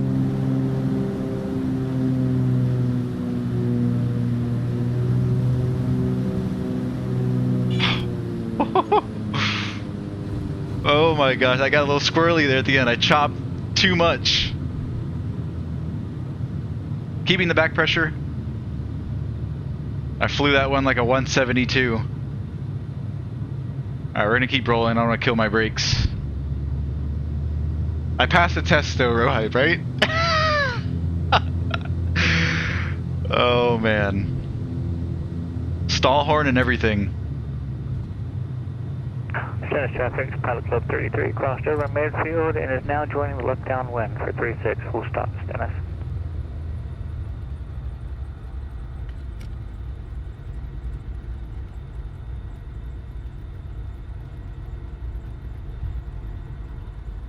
I pulled way too much power back. Stennis traffic, Twin Cessna 77 Foxtrot Alpha's clear of 36 Stennis. Alright, I'm gonna taxi back. And we're gonna fly some more. I don't know where we're going quite yet. Let's clean her up. Mixture lean, we'll bring our flaps up. Reset our trim. Let's see if the ladies are happy. Temperature wise in the cabin, they're probably happy. I did descend 1,500, 2,000 feet per minute on some of those on our way in. Down a little bit, but still in the green, so I think we're still good. I think we're still good. Clear left, clear right. But keep all of my lights on. Pumps are going to stay on low.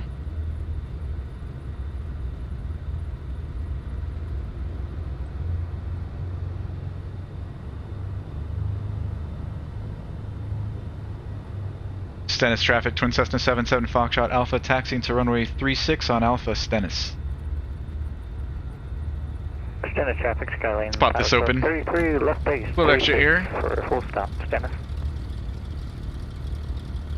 American Gecko Love arriving soon. Nice. What's your call sign, American Gecko?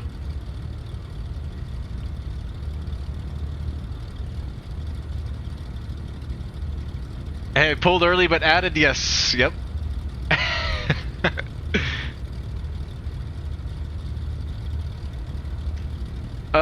Don, let's see, how did he not go plus 100 feet? What was my landing rate? Did it say? 157? Alright. No, wait. 20. Oh, plus 20?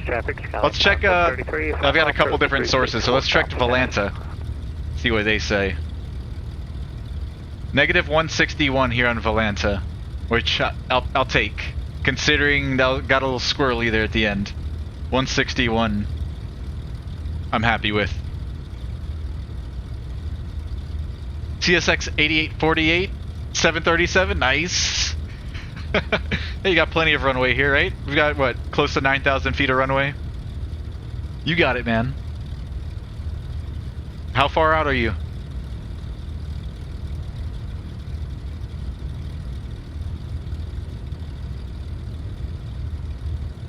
Alright, I think I'm just gonna, shall we do some pattern work?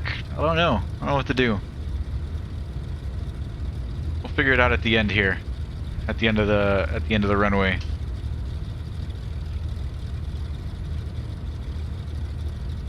And we can head over to Gulfport, which is about 20 miles east of here.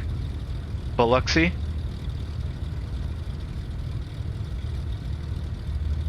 Let's do that.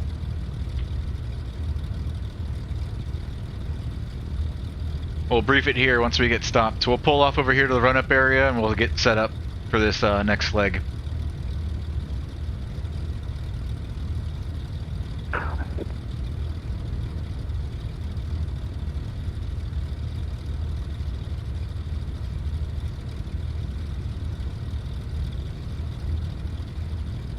Stennis traffic, Skylane Pilot Club 33 is clear the runway off at Alpha 4 and taxiing to the ramp via Alpha, Stennis.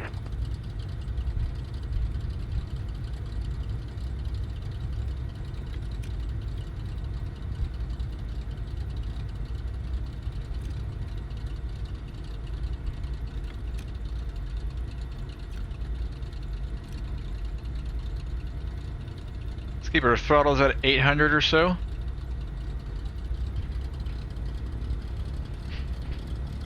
Landing, alright.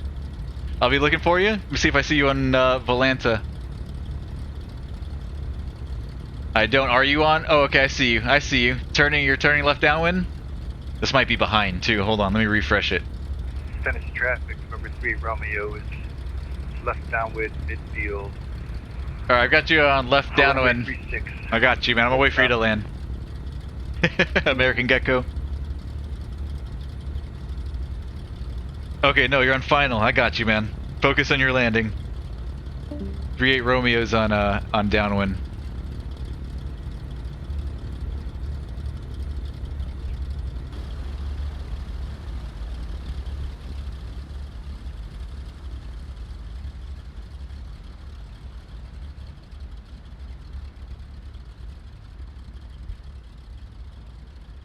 I see you.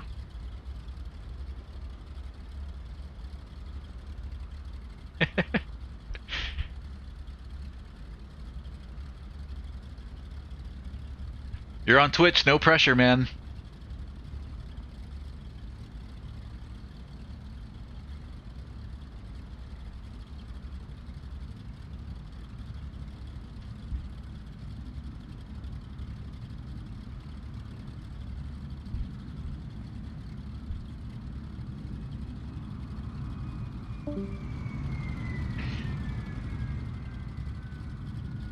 Oh my god.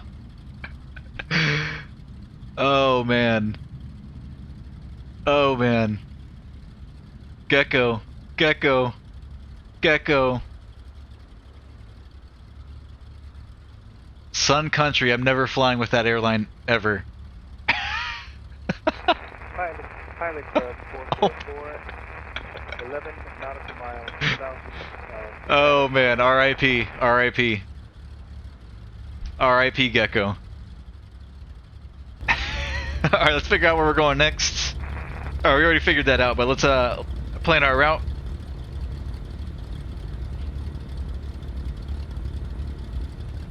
So we're gonna go over here to Gulfport.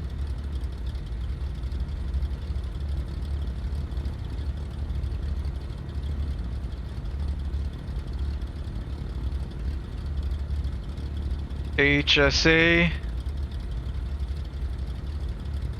to GPT.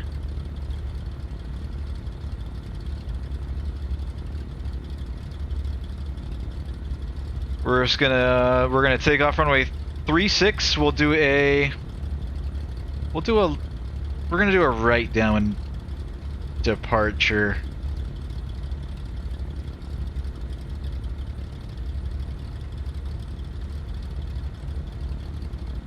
No, hold on a sec.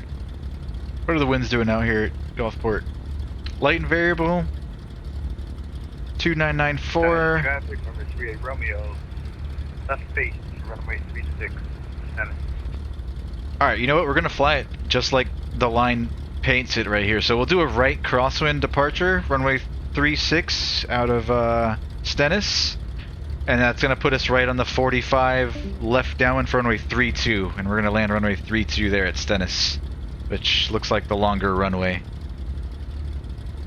Runway may be closed by NOTAM. Let's check that. 36 is closed, so 32 we're okay.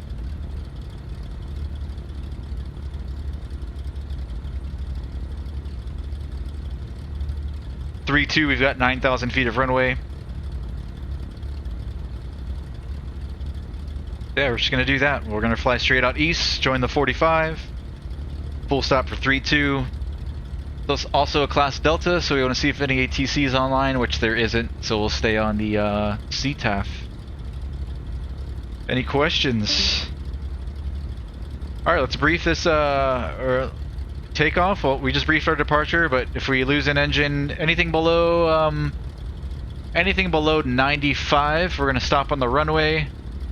Above 95, we're gonna step on the ball, and we're gonna reduce power and land straight ahead.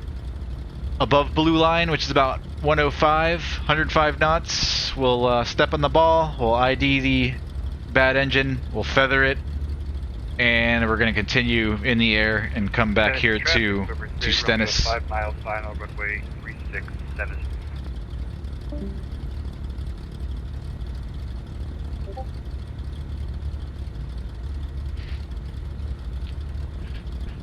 Ryan Air Landing says, this is Don. Dub, what's going on, Dub? Butter. New Schmindy episode today, Dub. I already watched it.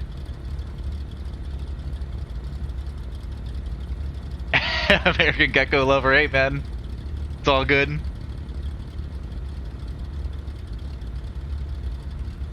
Jixie with the Twitch comment. Yeah, I gotta put that pressure on. All in good fun.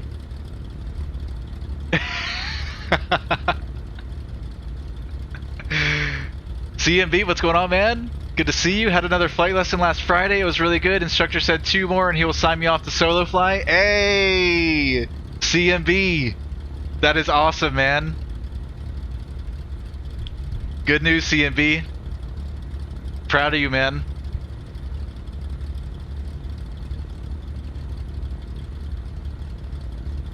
Alright, let's go. Lights are all on. Aux pumps are on low. Trim set. Flaps set. Just mixture to go. Close this little window.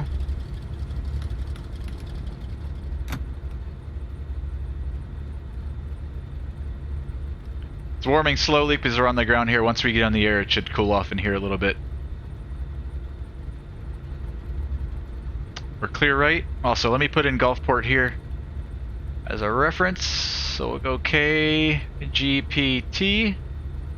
Gulfport Biloxi, enter and activate. There we go. Alright, let's go. Fuel's good. We still got about 30 gallons each side. Plenty. I'm gonna whip it this way and then turn it the other way so we can see who's coming in on final.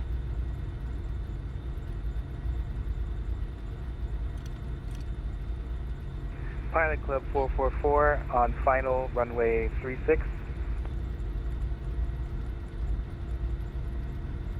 Greaser, whoever that was. Let me see, was that you 38 Romeo? It was. Nice one, Rob. That was a good landing, man. And we've got some traffic here in a 5 mile final. We'll wait for him. We're in no hurry.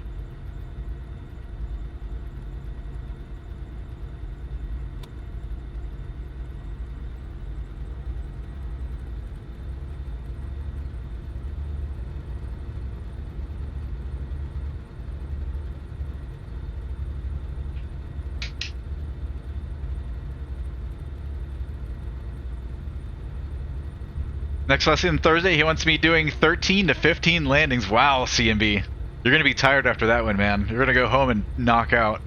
Stennis traffic, number 38 Romeo, clear runway 36 off at Bravo. Yeah, the guy that landed with no experience in the Caravan, we were talking about that earlier, Don. Crazy, man. Crazy stuff. So, Rohype and I are a little bit skeptical. I don't know if Rohype had gotten the full story, but I watched a YouTube channel, Blanco Lirio, Juan Brown, guy does a lot of accident reporting stuff on YouTube. So he interviewed he didn't interview the pilot, he interviewed the air traffic controller that guided him in. And the air traffic controller had talked to him, you know, after the fact or whatever. So the guy that landed the Caravan, his buddy, it was a good friend of him that was the owner of that Caravan. So he's flown in that Caravan I don't know how many times right seat, so he's seen it done you know, a bunch of times. So I'm sure his buddy probably let him take the controls here and there flying. I mean, I would think at some point, but yeah, I think he knew a little bit about airplanes.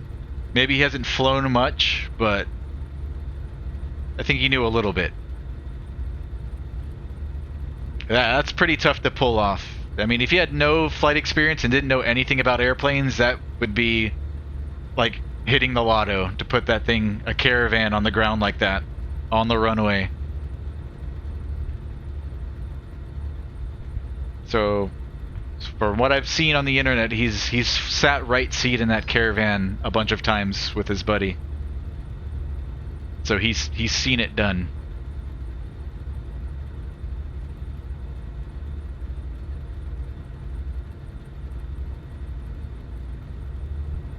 But still amazing. Still amazing. I don't want to like discredit him or anything like that. Still amazing job that he did. But I don't know anything about airplanes. I don't know about all that. Alright, I think we're good to go. As soon as this guy clears the runway, we'll be off. All of our lights are on, just make sure to go.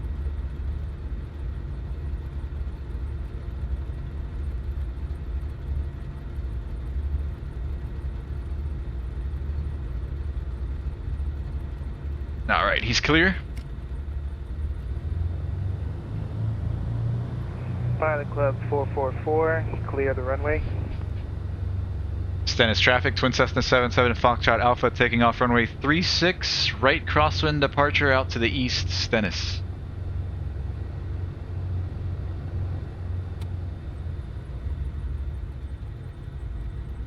Take a look at the windsock there, winds are dead, nice and calm. 36, 360, 360, mix full rich, heels to the floor. Here we go.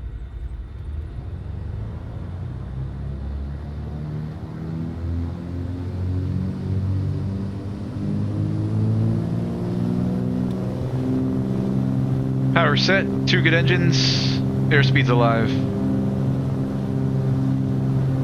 Rotating about 85 knots, 85. Lewis class Delta airspace. Positive rate, we'll mash on the brakes.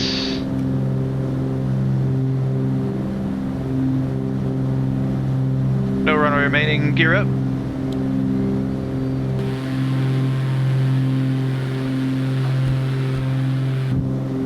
And we're at blue line.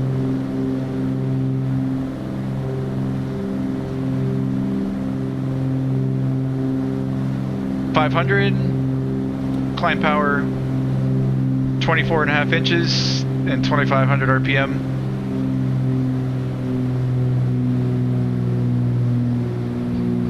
And we are clear right.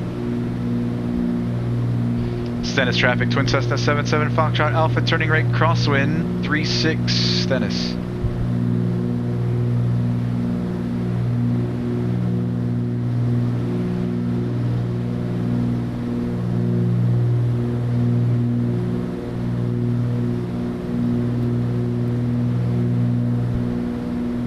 I'm gonna use this road right here as a reference. We're just gonna follow this going out this way.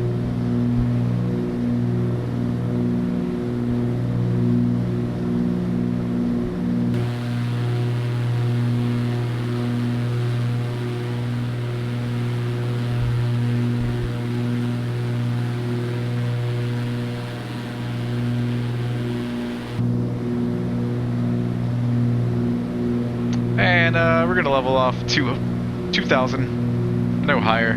We're gonna be dropping right back down to 1,000 anyways.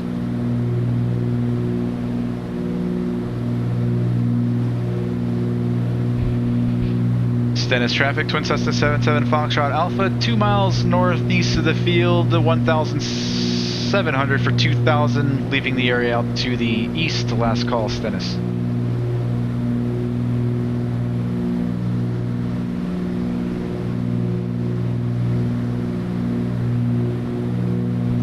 Feet, leveling off 2,000. And we'll pull the power back. We're not going to get too fast on this one. Let's go 22 inches and 23 hundo.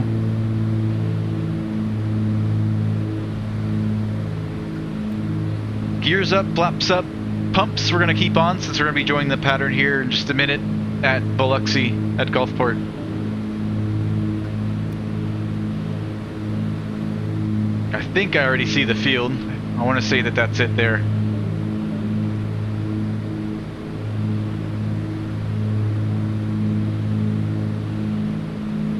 Nearby Tursa.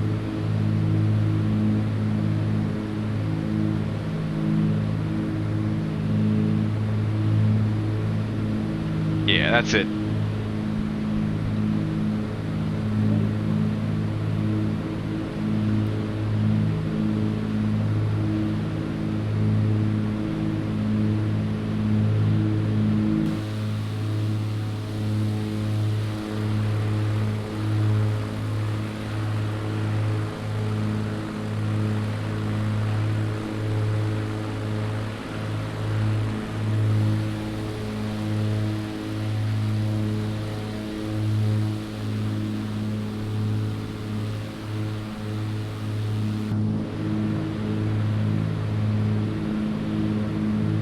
Nice looking plane, says CMB. Yes, man. Love the 310. Love the 310.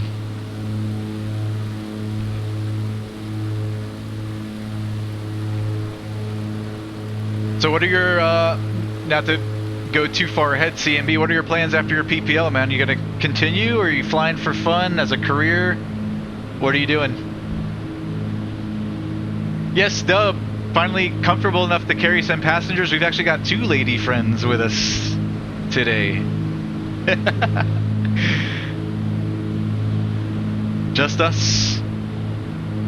And judging by the Tamagotchi, they're 100% happy right now, Dub. 100%.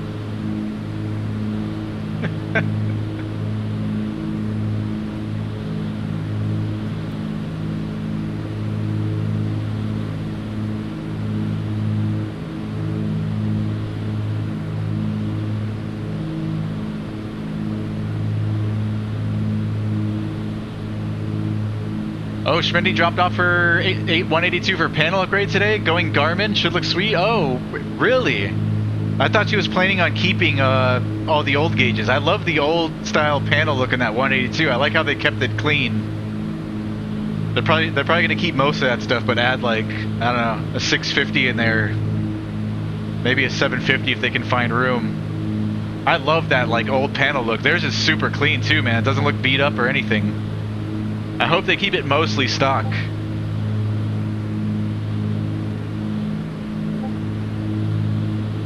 Yes, that's the West Palm Beach landing compilation kit, the Caravan.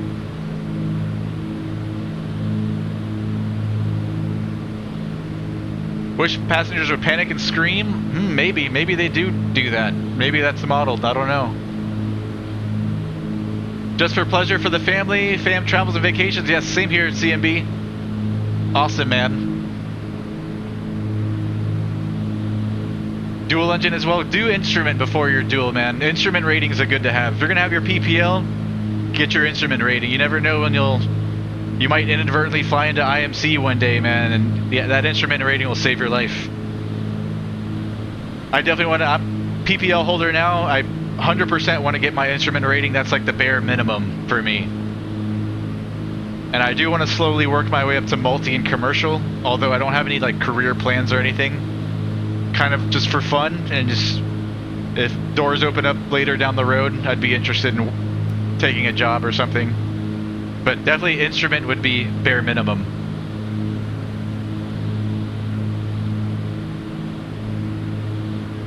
Alright, we are what, 8 miles, 6 miles now?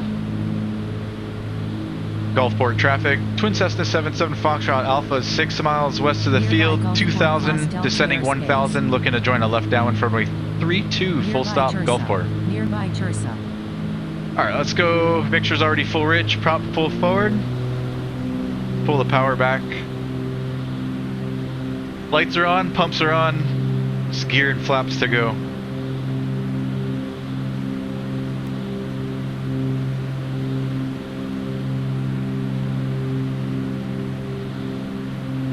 I'll take a look at it, Dub.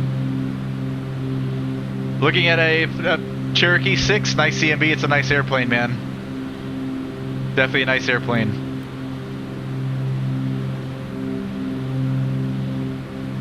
Yeah, if you're going to be taking your family around, man, I'd highly suggest getting that instrument rating, dude.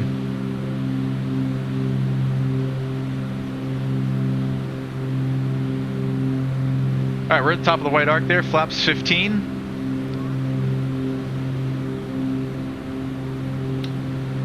Checking the pattern, just make sure there's no other airplanes.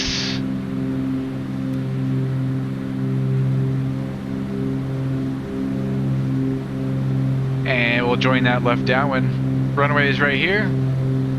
So we're kind of here over the coast to a left base and turn final right there, runway 32. Or below 138, gear down.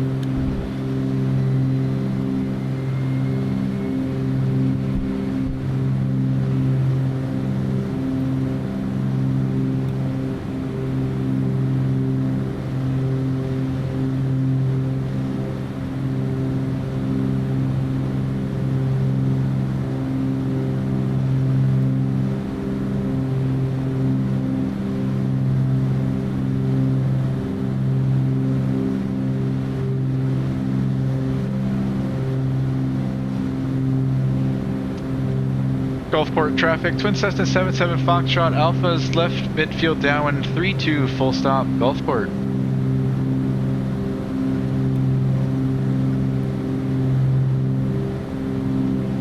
Hey, Rohype's back, awesome man. We're on a left downwind for runway 32 here at Gulfport.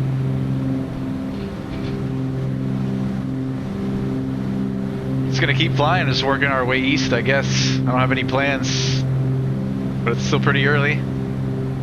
I'm good for another hour or so.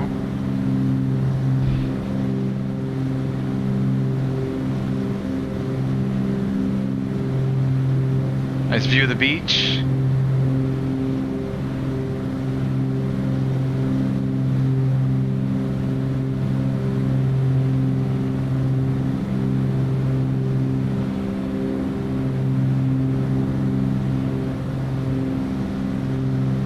Alright, we are clear left. Gulfport traffic, Twin Cessna 77 Foxtrot Alpha, left base, 32 full stop Gulfport. Alright, Gumps, gas, undercarriage down to 3 green, mix, prop, seatbelt, switches, 1 notch of flaps to go. Alright, see if I can make this one a little bit smoother, if I could be a little bit smoother with my throttle inputs. I'm just going to continue to final.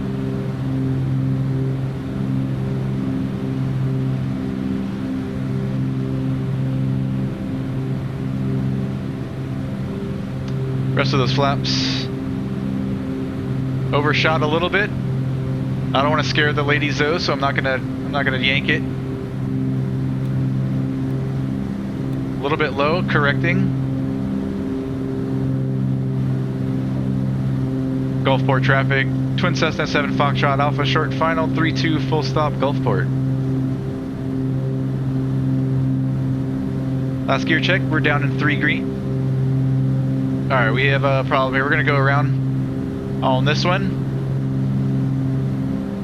I'm showing 2 out of the 3 greens down there. I'm going to bring it back up. We're going to cycle it and see if anything changes. Flaps 15 and gear up. We're full power.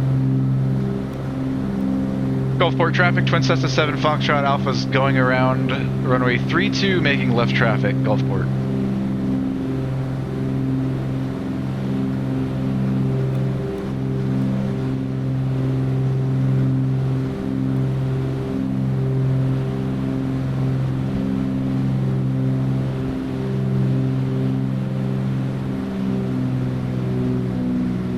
Climb power.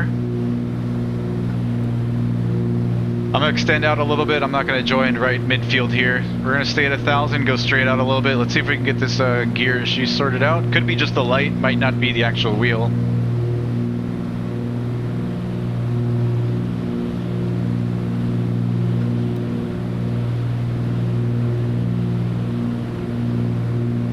How are we doing on fuel?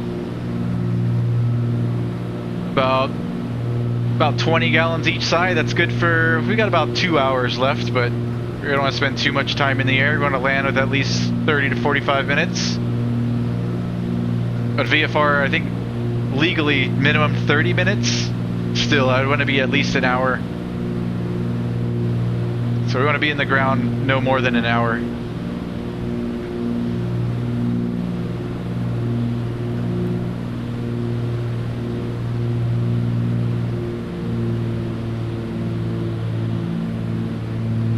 We're clear left, Gulfport traffic, Twin Cessna 7 Foxtrot Alpha turning left crosswind 32 Gulfport. Alright, let's slow it up and see if we can... Let's drop the gear and see what it's looking like. Top of the white arc, flaps 15. Oh, okay, I'm already in flaps 15, never mind.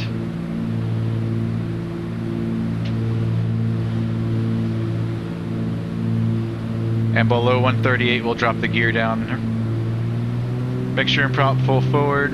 We're clear left. Alright, below 138. Gear down.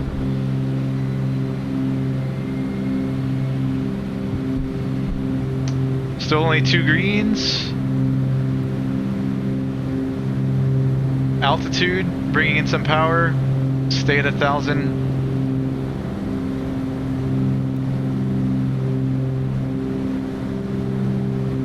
Alright, now, the light bulbs in this airplane, if you push on the buttons and the light bulb is working, it should illuminate. So if I push this little button here and it illuminates, that means the bulb is working, which means we potentially do have an actual gear issue on our left main. So let's give that a try. It's not illuminating. So it could be just a bulb, which it probably is just a bulb, most likely.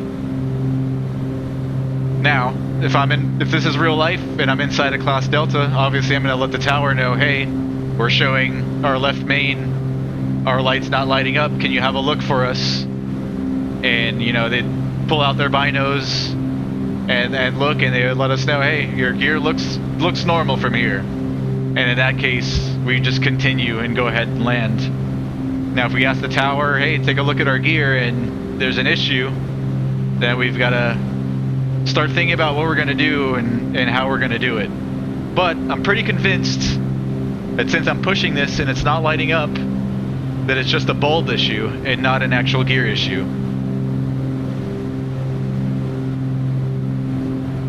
Gulfport traffic, Twin Cessna 7 Foxtrot Alpha, left midfield downwind, runway 32, full stop, Gulfport. For example, all these other lights here in the cabin, we did this during our before start, or our after start. You push on them, they'll light up.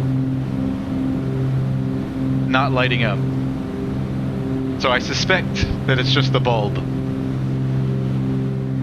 And of course we can switch to our outside view and check, but I'm not going to do that now. We'll do that after the fact. But we still want to have in the back of our mind that gear might be down, but it might not be locked too. So just be prepared for a gear collapse on our left main. Worst case scenario. Alright, gas, undercarriage, mixed prop, seatbelt switches, flaps, 1 notch to go.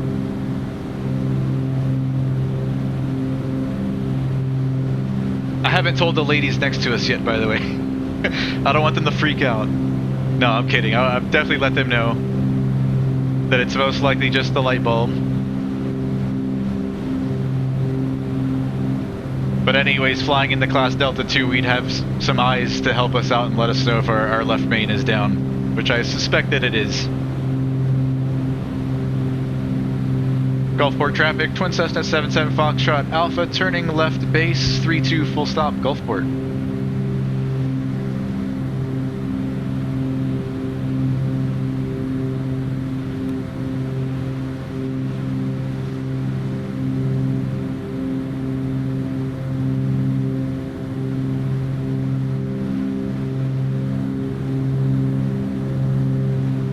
Gulfport traffic, Twin Cessna 77 Foxtrot Alpha, turning final, runway 32, full stop, Gulfport.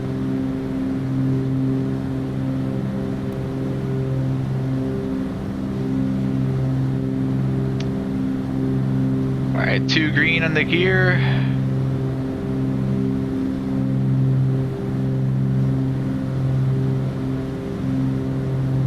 As soon as I see a white light there in the PAPI, I'm going to drop in that last notch of flaps. There it is, last notch. One more gums check, gas, undercarriage, mixed prop, seatbelt switches, flaps. Gulfport traffic, Twin Cessna 7 Foxtrot Alpha, short final, 3-2, full stop, Gulfport.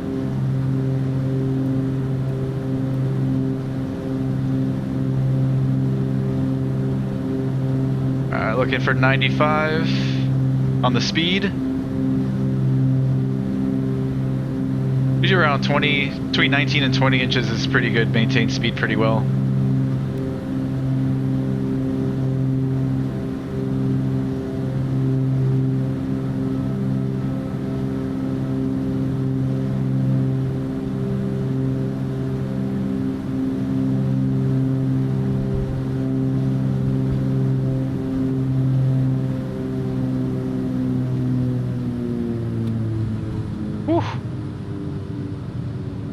For a second there, I thought it was going. All right, that was a good landing. Like it. Keeping the back pressure.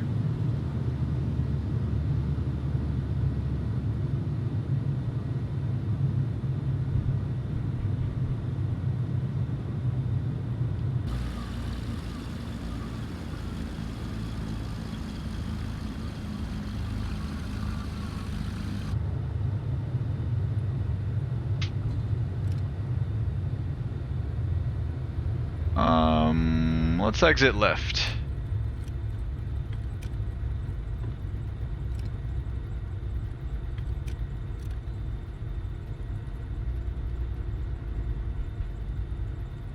Make sure we get all the way across the line.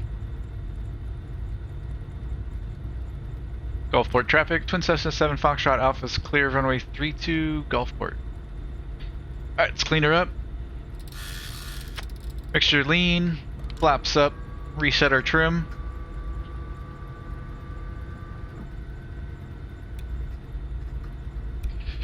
Pumps will stay on low, and we're going to keep all of our lights on.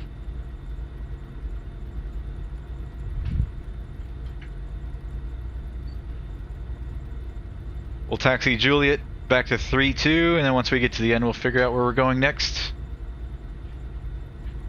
Clear right, clear left.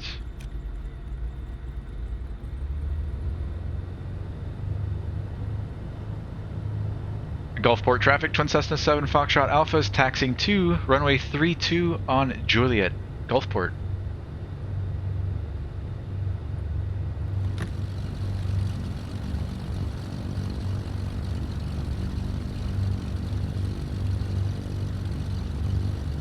Cabin is warm but cooling slowly. It's because I opened that little window there. It gets hot on the ground here, down in the south.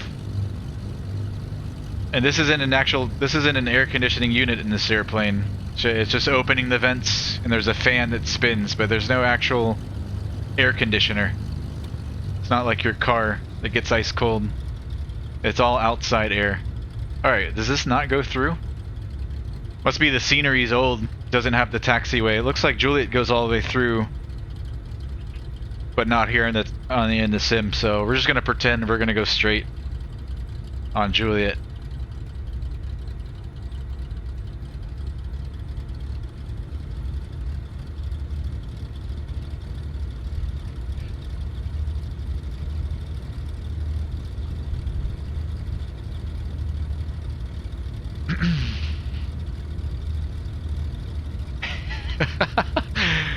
Let me catch up here.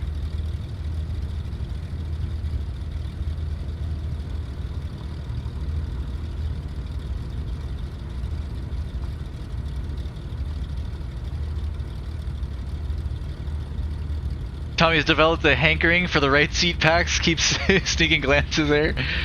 Clear right, sure, that's it.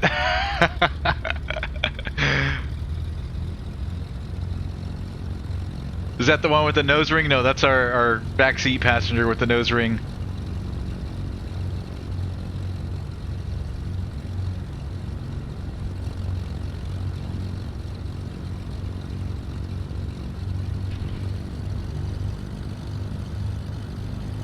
Adam, oh god, we're gonna die. Dub, ladies are getting nervous.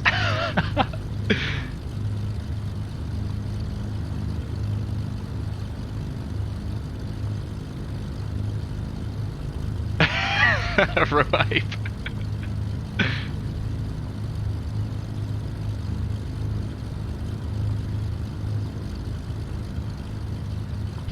Oh, Beanox compilation good instead of binos? Okay, alright.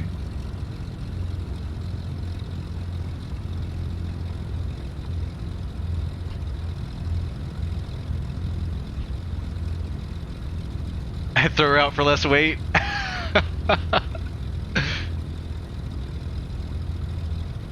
Another 20 FPM.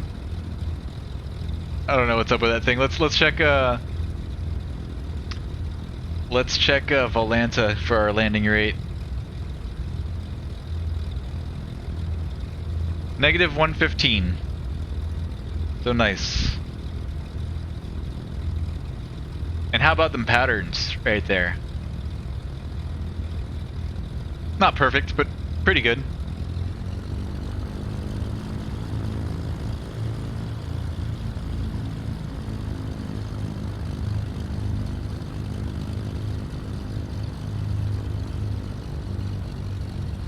Alright, let's figure out where we're going next.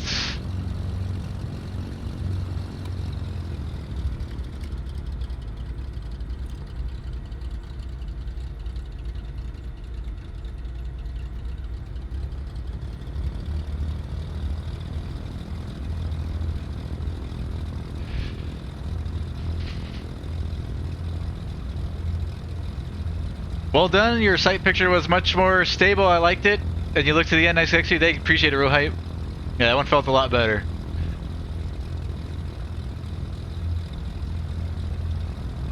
That could have been very expensive dubbed, yes man.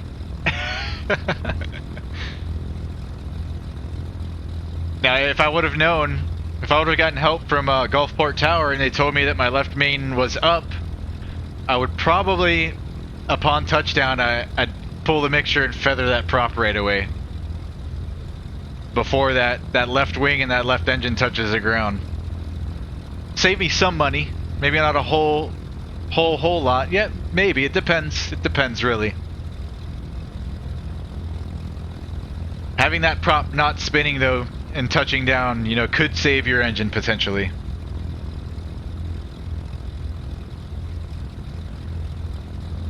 If I knew my left main was down right when I'm touching down there on the right main, I'd be keeping that back pressure and I'd chop that mixture and feather that left engine right away. Maybe we could save that left engine. Maybe.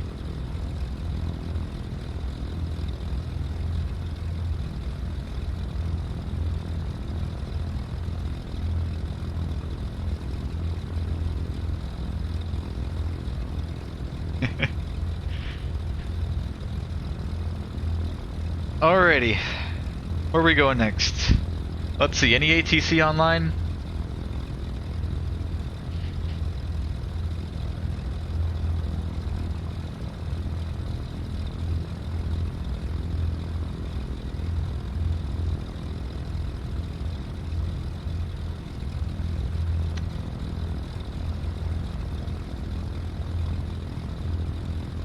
Alright, nothing nearby. Jacksonville Approach is online. Maybe eventually we'll work our way into his airspace. So let's see if we can find something closer for now.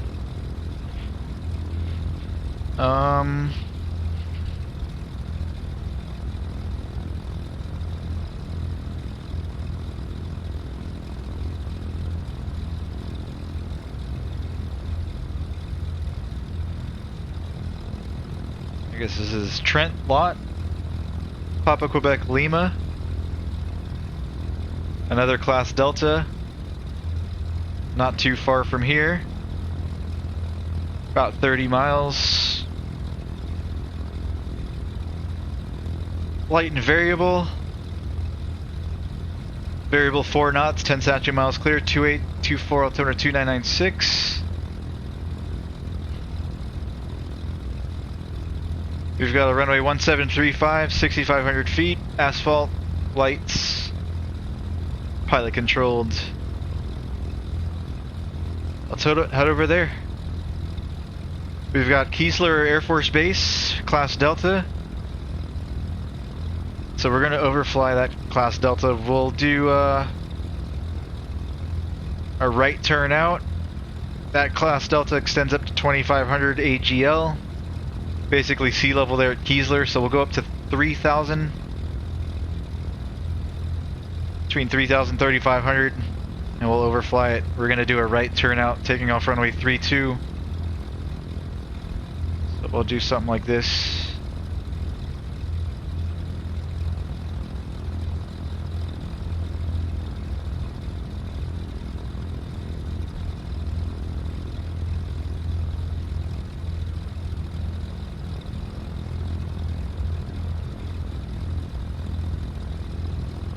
Couple obstacles here. We've got a pretty big one, big tower. 1049 MSL, 1012 AGL. Just something to be aware of. We'll probably take it out a little bit further north.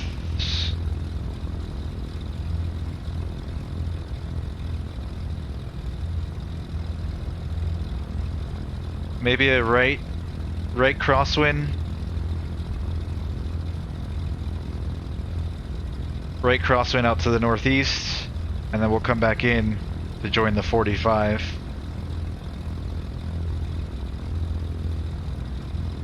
Left downwind for 3-5.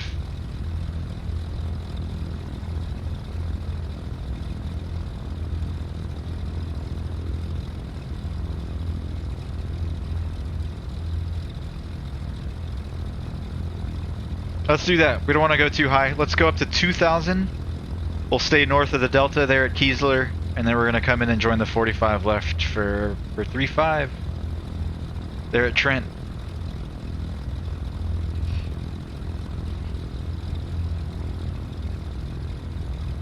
As long as we stay a couple miles north of the river and the road here north of Keesler, that should keep us outside of the class Delta. And we've got our GTN 750 here too, which should show the class Delta there at Keesler. I mean, it doesn't really, not showing up. I've got the river. As long as we stay a couple miles north of that, we should be fine.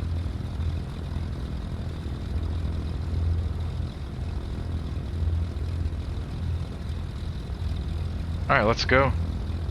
Right crosswind departure. Going up to 2,000.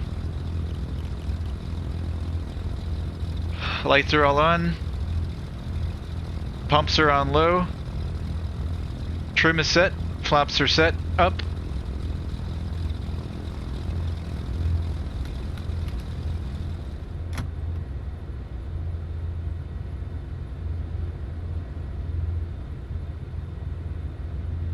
Got nobody on final. Nobody down the runway. Gulfport traffic, Twin Cessna 77 Foxtrot Alpha, taking off runway 32 via right crosswind departure out to the northeast, going up to 2,000 Gulfport.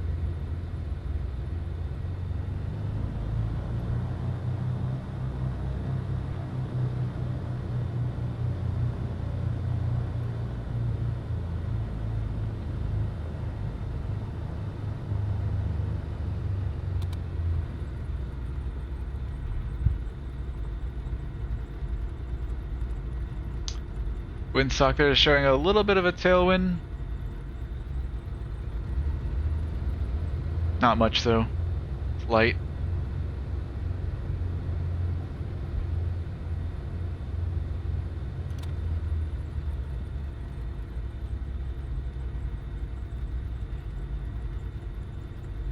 Alright, 3-2, 3-2-0, and 3-2-0. Mixture full rich. Let's stay on the brakes. We're gonna throttle up to 2,000 or so.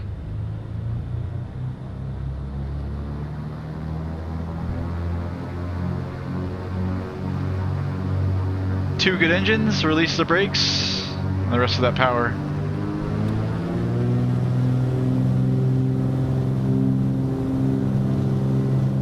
Engine's green, airspeed's alive. 80, 82, rotate. Positive rate, mash on the brakes. Pitching for blue line.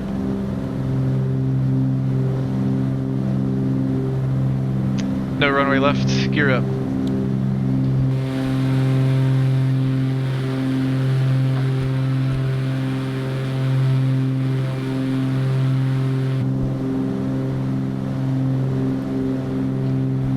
Hundo, climb power,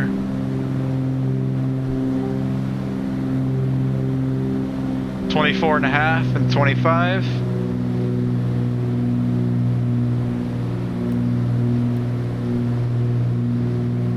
I'm going to extend out a little bit so they don't bust that class Delta. And then we'll make our turn.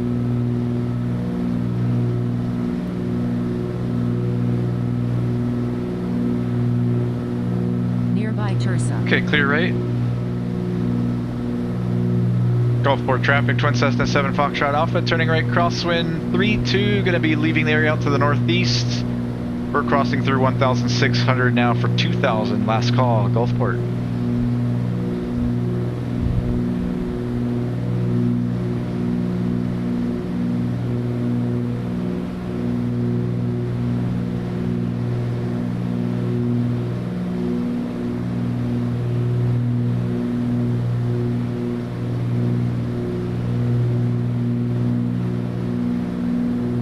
Feet to go.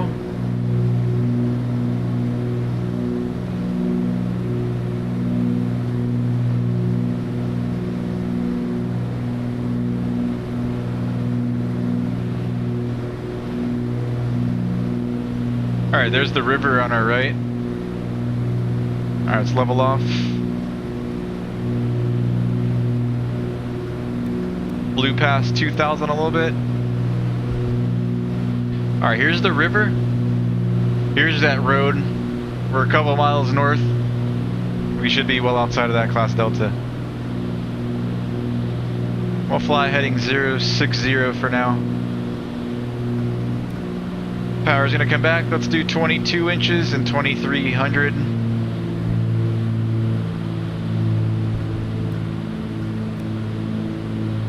And pumps can come off.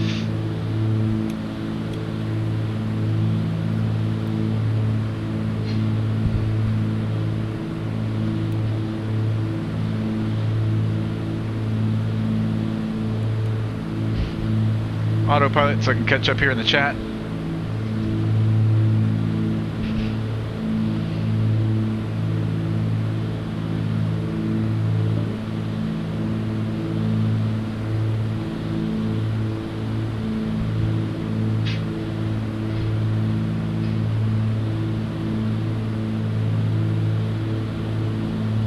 LAX get Pinky's hot dog.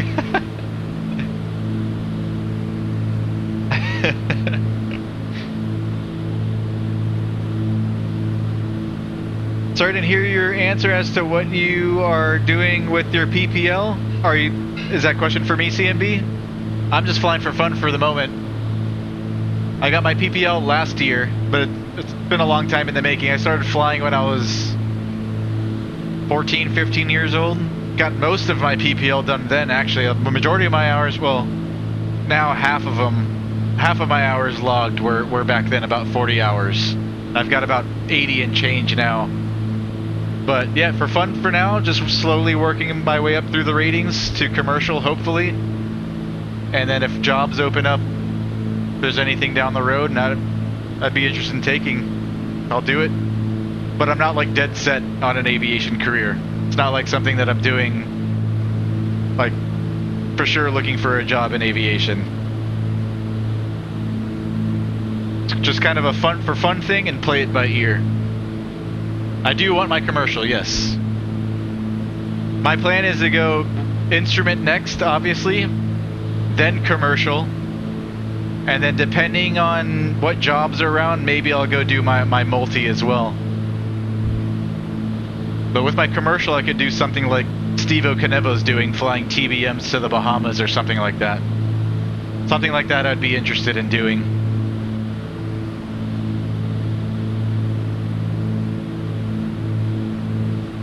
But I'm not shooting for the airlines or anything like that.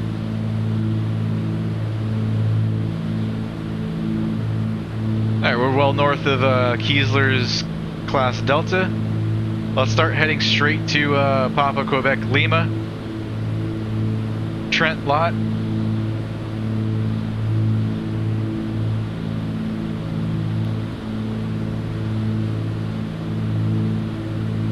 Lot International, enter. Wait, what happened? We lost it. This thing's a little bit buggy. PQL, lot, enter. There it is, lot International, enter.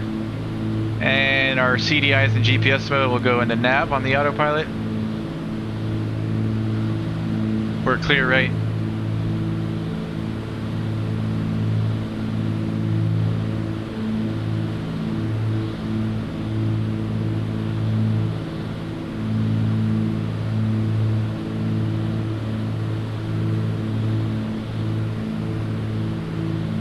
So yeah, man, just fly for fun, and if later on down the road, if jobs pop up that seem fun and it pay okay, I'd be willing to take it. Maybe as a, I don't know. Yeah, that's it.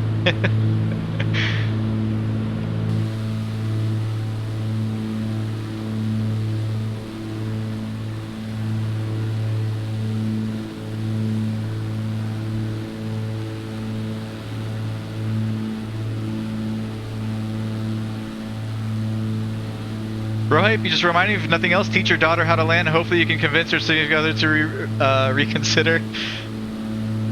Yeah, man, definitely. I want to get my daughter on the sim at least, man. I mean, even doing this stuff, you learn a bunch.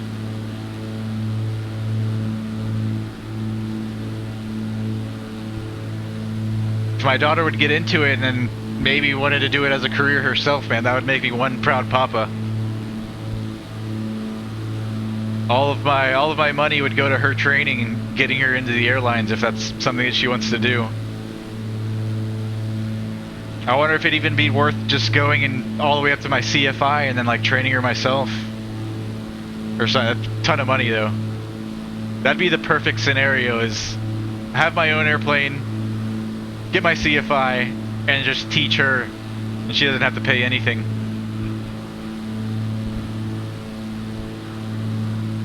Fly caravans to the Bahamas with Watermakers Air. Looks like a fun gig. Is that who?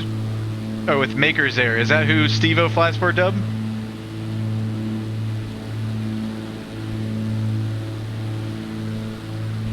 CMB, we're a fam of 5. My wife will be getting her PPL round for me as well. Ooh, awesome, man. That's awesome.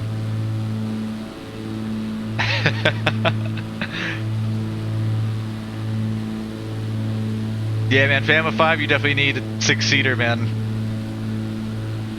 Definitely.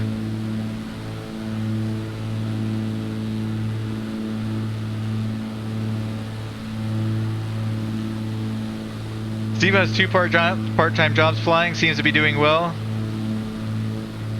And he's got his YouTube channel. He's got about 500,000 subscribers now. He makes pretty good money on YouTube.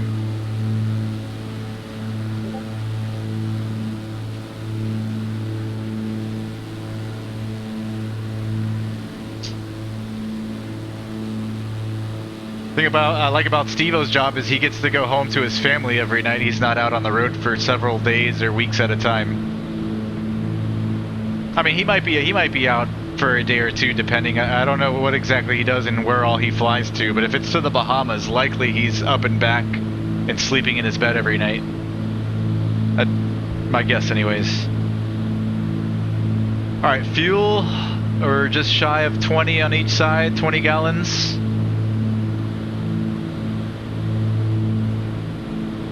I think this thing burns about 20 gallons an hour in cruise.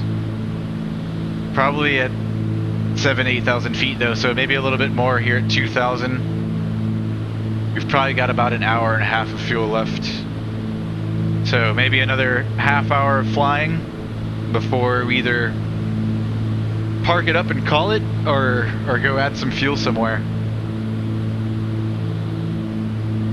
Alright, we're 10 miles east of the field now. We're going to join a left downwind for runway 35. Let's make our call. We're on 122.8. Let's see, what do they call this? Trent Lot, okay. Trent Lot traffic. November 77 Foxtrot Alpha, Cessna 310's 9 miles east of the field now, 2000. Looking to join a left downwind for runway 35 for a full stop, Trent Lot.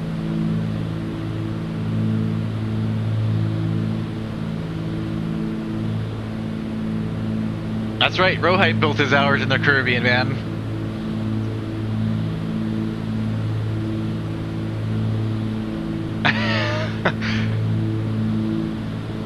Yeah, man, that's definitely ideal. I love that. I love the sound of that.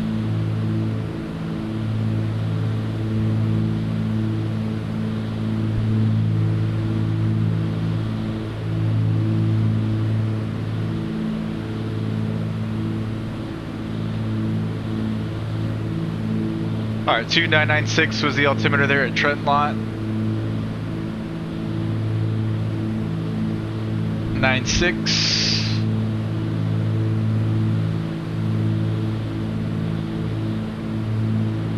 And 96.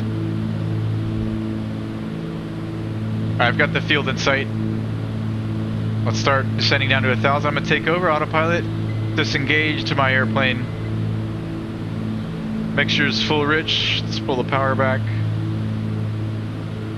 And we'll get our pumps back on. Nearby Trent Lot Lights are all on. Class Delta airspace. Gas, we're on the main tanks, both sides. Mixture's full rich. Prop will wait a little bit, and geared flaps.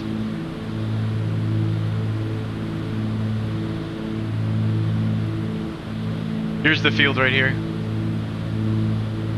So we're gonna join the left downwind, come out this way, and come back in just like we did over there at Gulfport.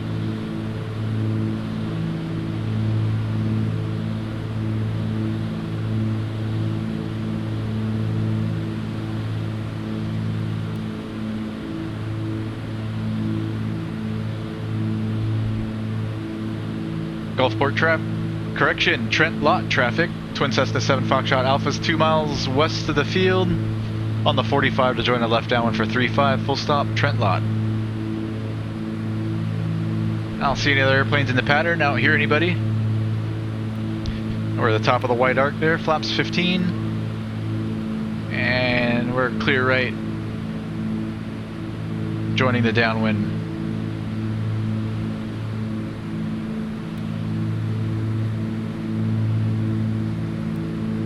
Mix full forward, prop full forward.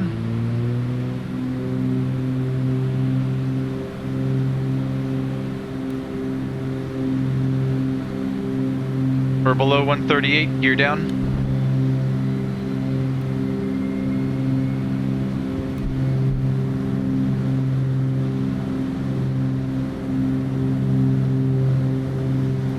Trent Lot, Twin Cessna 7 Foxtrot Alpha, left downwind 35, full stop, Trent Lot.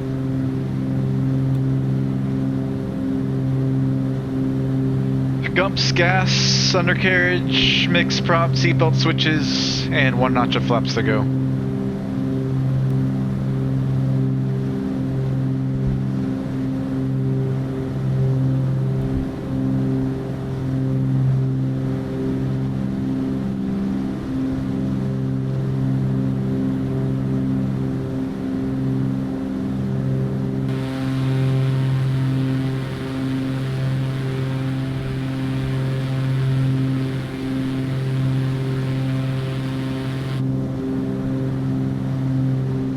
Okay, we're clear left. Trent Lot, Twin Cessna 7 Foxtrot Alpha, left base 35, full stop, Trent Lot.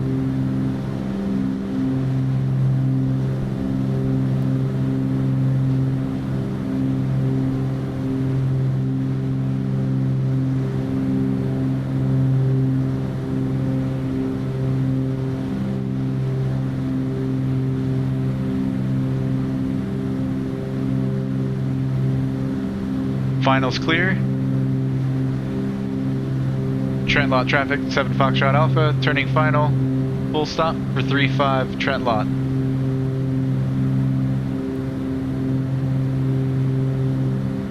It's gonna be a little bit of an overshoot, I think, slightly.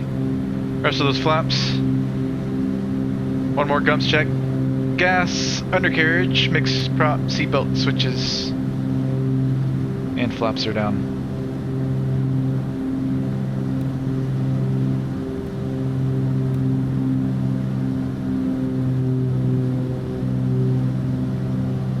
Watch that airspeed, get that nose down, bring in some power. 95 knots is what we're looking for.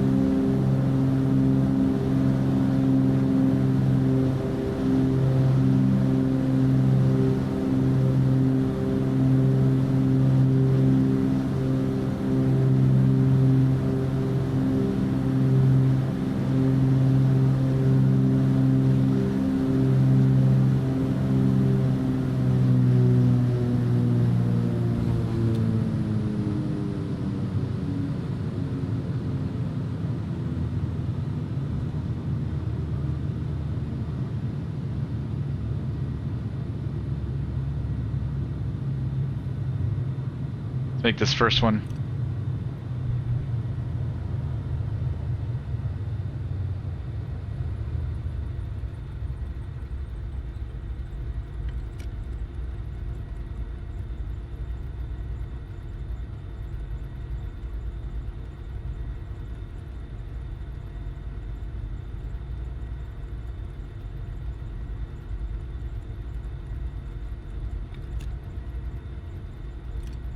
Alright, we're all the way across. Let's clean her up.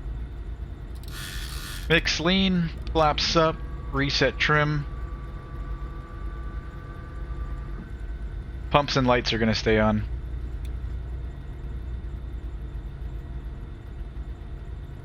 And we're going to taxi back here on a Foxtrot. Clear left, clear right. Trent lock traffic, Twin Cessna 7 Foxtrot Alpha's clear of runway 35, taxiing back to 35 on taxiway Foxtrot. Trent lot.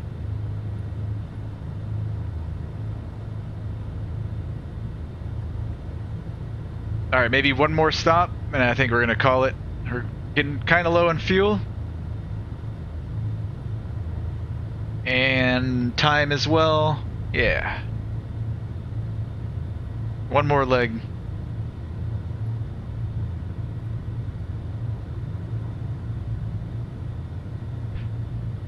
Yeah, Rohype, I agree, man, on the ground effect thing.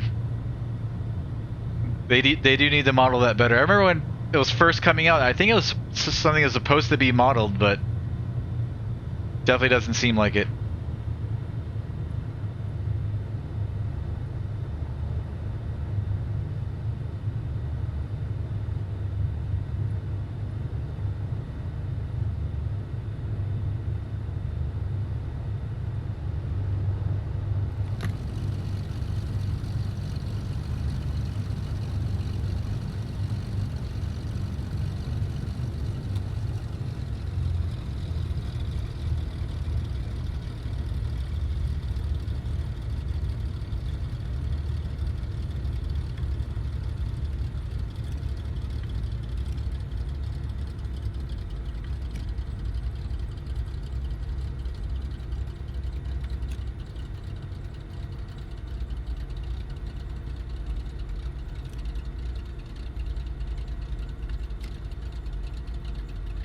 Let's bring our throttles up a little bit.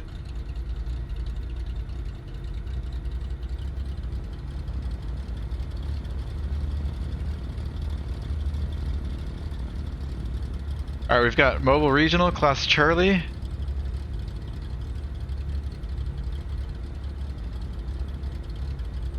Alright, where's their cheap fuel? Let's find that out. Cheapest fuel, let me put it that way.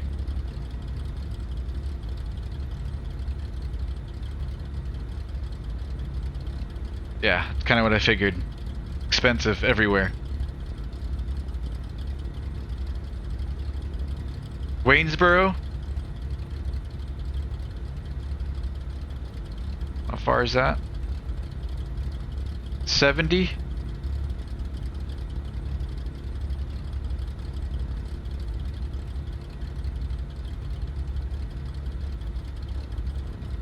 $5 a gallon over here at Jackson.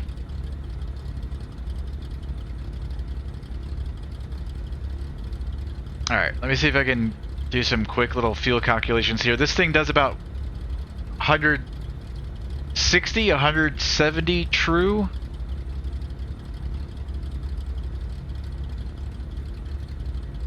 So what's that divided by 2? 85. So yeah, a half hour should get us 85 nautical miles. This thing burns about, let's say, between 20 and 25 an hour. So maybe 12 on each side. And we want to make sure we have at least a half hour fuel left over. We're sitting at about 15, 16 gallons on each side. Cutting it kind of close.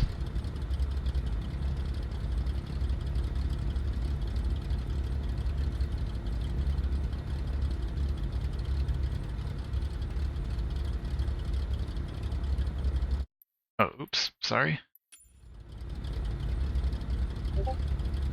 16 plus 16, 32.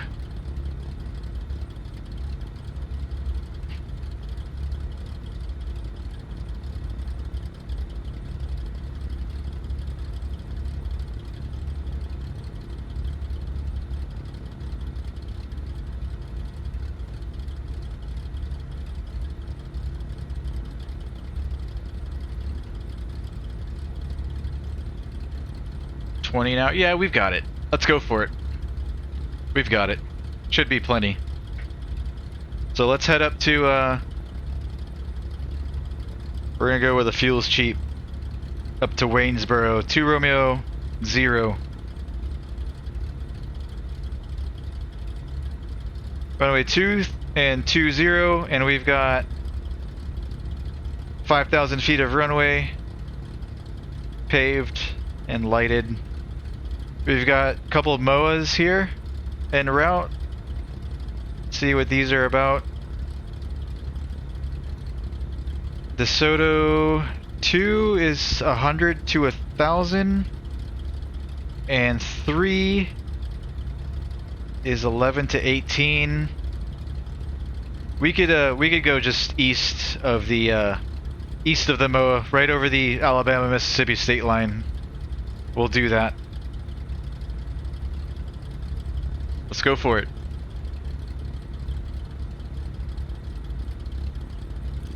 Okay, lights are on, pumps are on low, flaps are set up, trim is set, and just mixture to go.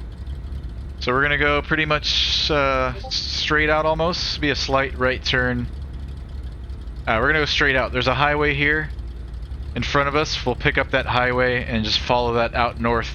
That way that we stay outside of Mobile's Class Charlie. And then once we get a little bit closer to the MOA, we'll come out over here over the state line and work our way up.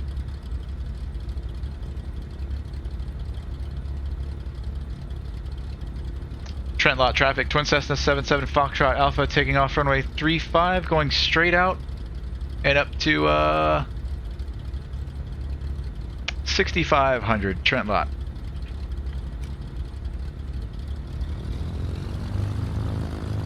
Get our little window closed. We're clear. Clear out left. Clear out right.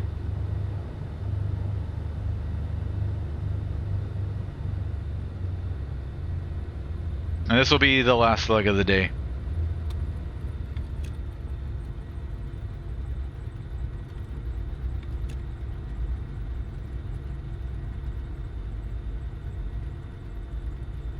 Alright, 35, 350, 350. Mixture, full rich.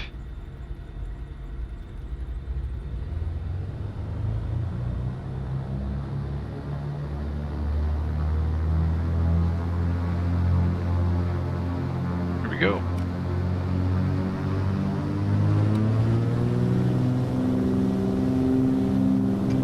Power set. 2 good engines. Airspeed's alive. 80, 82, rotate. Inside Trent Lot Follow International the rate, mash on the brakes. Class Delta Airspace. You're up.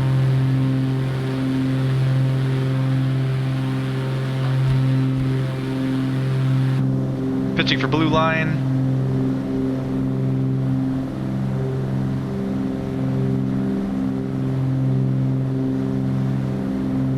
500. Climb power. 24.5 and 25.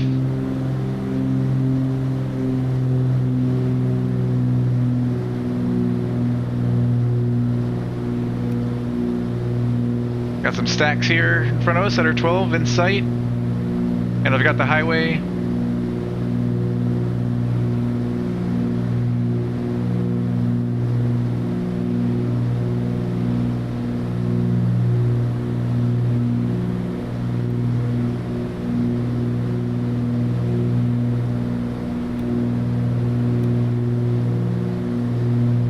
Pumps.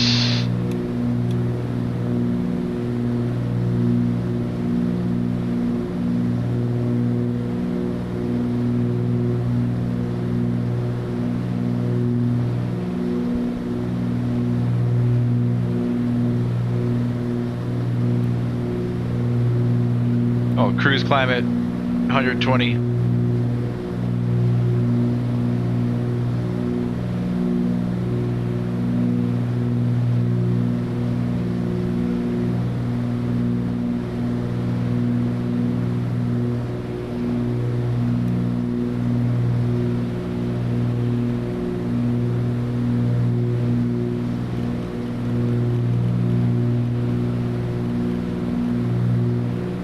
What did I say we're going up to? Yeah, 65. And AP, and we'll VS it 500 feet per minute.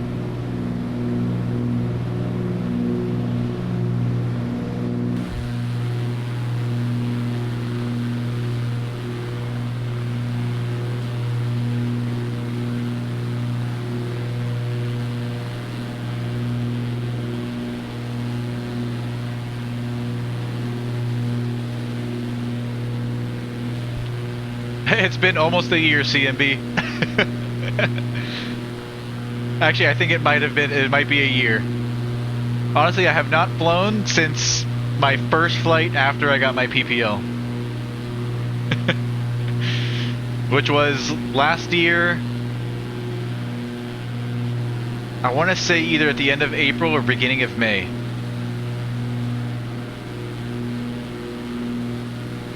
I don't have a flight school anymore. The people that I was renting the airplanes off of, flight school's kind of gone now. So I've been looking for a new school or a club to join. And there's not very many options at the airport that's closest to me. And I haven't looked at any airports nearby. There's one club that I know at my local airport, Pan Air. They have membership fees that are, can't remember how much for 6 months, but if I'm not actively flying, I don't want to be paying membership fees. Once I decide to go all in my instrument, then I'll most likely join Pan Air here at Miami Exec.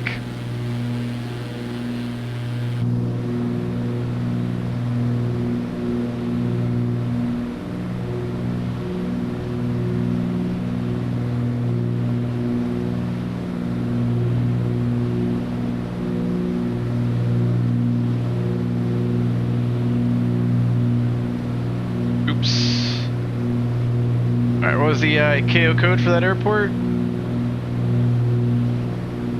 2 Romeo 0.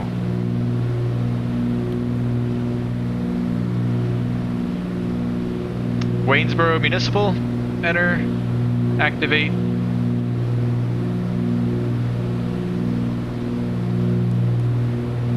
And into nav mode.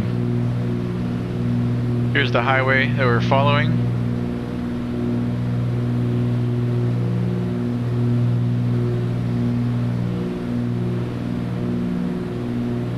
I'll pull the mixture back some for best power. We've got 2 engine monitors out here to show a little horsepower indication at the top right. So I'm gonna pull back until this horsepower number peaks.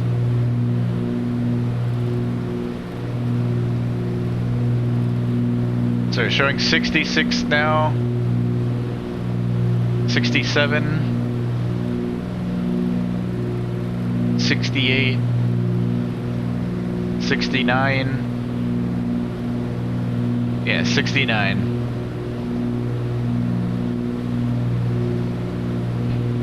Temps and pressures, everything's in the green. About 15 gallons on each side. Suction, fuel flow, everything's in the green.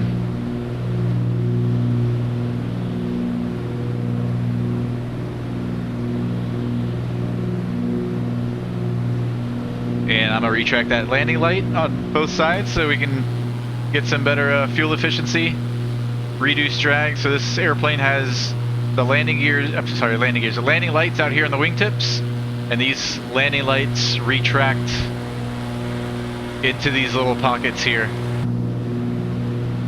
So if we go retract, come on, these click spots, man. There they go.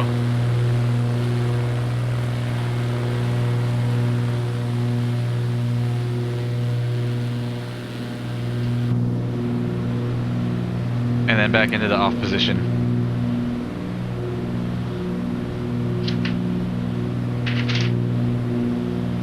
After takeoff, gear, flaps, airspeed, pumps are off, and cruise climb. Power, airspeed, mixtures, cowl flaps open, pumps are off, propellers sync, and cruise not quite yet.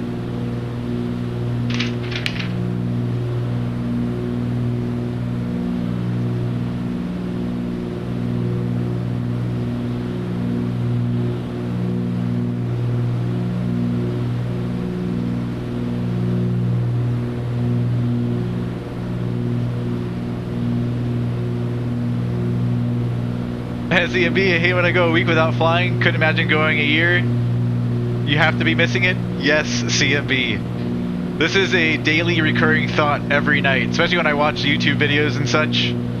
I'm like, damn, man, I miss flying so much. I really do miss it, man.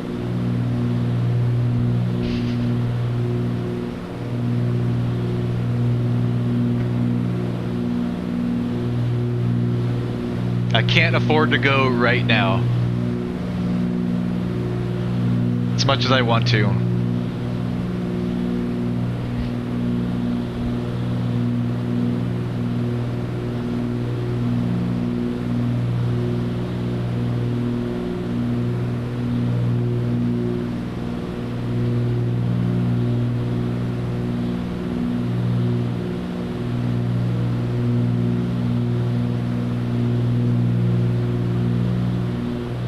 Alright, so we're going to be looking for the town of Lucadale.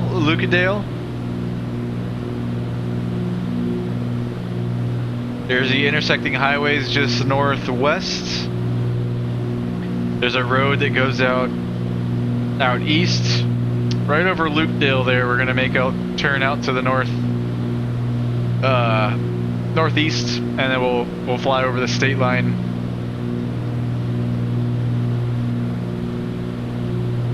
Outside of the MOA.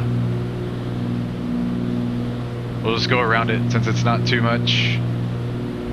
And then as we get up north, we can find the road here, which is going to lead us right into Waynesboro. So we'll follow that into Waynesboro.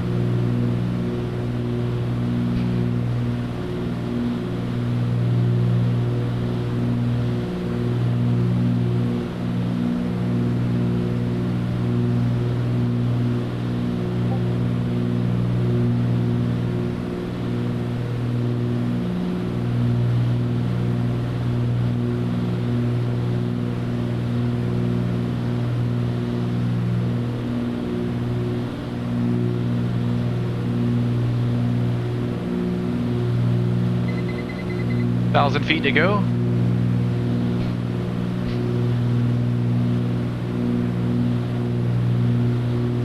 Yeah, it's not getting any cheaper down here in South Florida either, CMB. I was renting a Cessna 172 November and a 172 Papa for $120 an hour wet with my last school and paying around $45, $50 for the instructor. Now the school that I'm looking at here at the airport is charging for the same airplane $165 an hour and I think $60 for the instructor. So huge price difference. I mean, $220 an hour, and you know the lessons never last just 1 hour. Usually it's 1.5-ish or so. And if you're flying, working towards one of your ratings, you want to be flying probably minimum twice a week. So $600 a week, man, is more than most people make down here.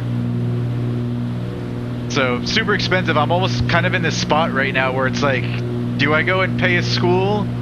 Or do I take some of the money I have saved and just go buy a 150 myself and find like a freelance instructor and do it that way? I'm not too sure. But then again, buying an airplane, things can break and could turn just as expensive just as quick. So kind of a tough spot. All right, I've got the town here, and I've got the road that goes out northeast.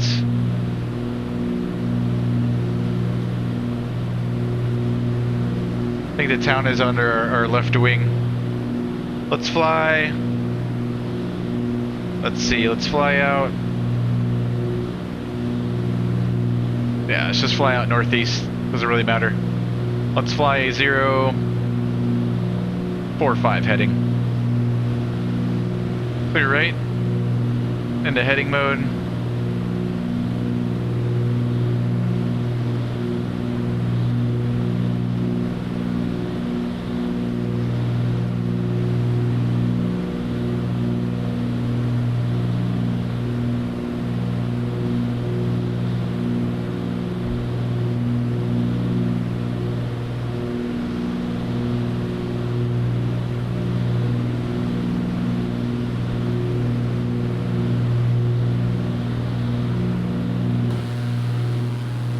Here's the town right here.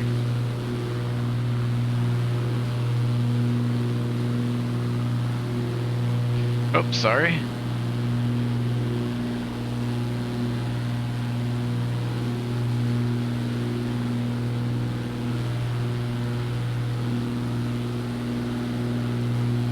Might need to put a skirt on you and have you board as flight attendant once I cruise. You can have my seat for life. CMB, my lessons are 1.7 hours. So for the plane gas instructor, it's a total of 300 for me.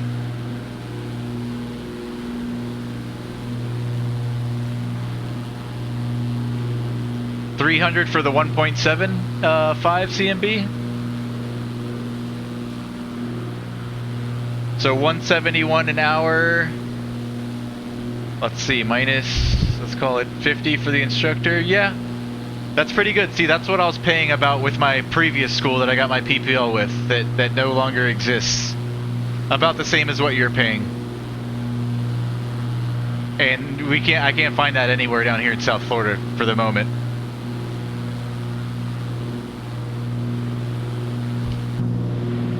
Alright, we're level. Let's pull the power back and lean the mixture. Actually, we'll keep the power at 23 inches, 2300 RPM, and we'll lean. We're gonna lean for peak EGT. Right there's peak, and then just a hair.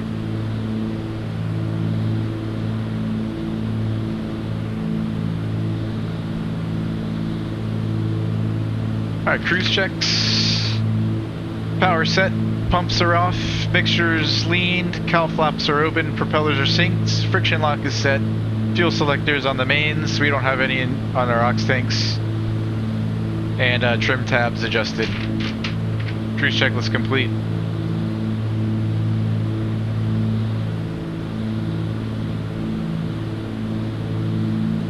Alright, we can start a turn out to the north now. We're clear of the MOA. And we're clear out left. Let's fly a 360 heading.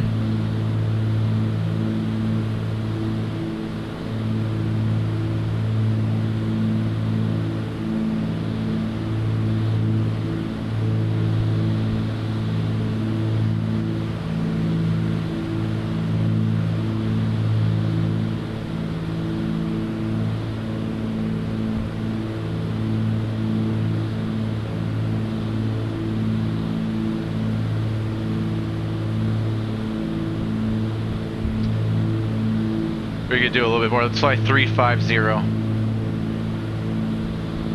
Try not to get too far out east, being that we don't have that much fuel. Sitting at about 25 gallons total.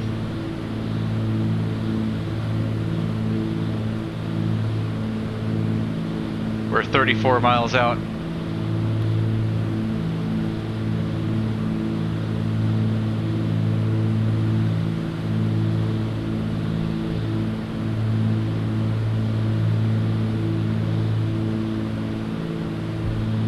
Dang, row hype. Jealous, man. 35 wet, 25 for instructor. That is insane, dude.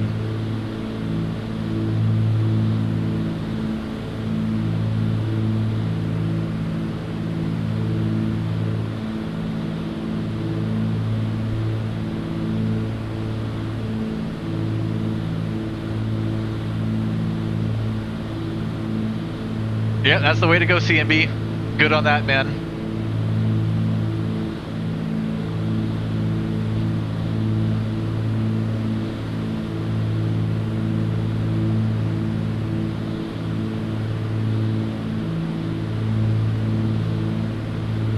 How much were brand new Cessnas back when you were flight training, row hype? Probably $15,000 for a brand new Cessna 172, something like that.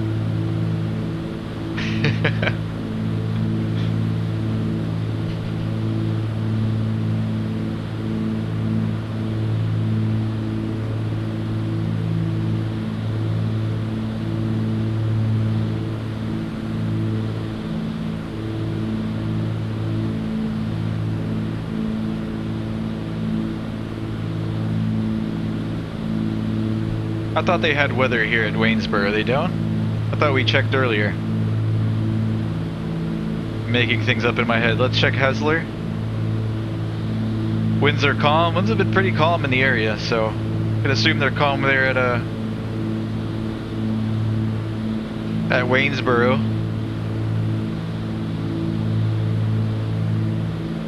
We'll just join a left downwind for runway 20.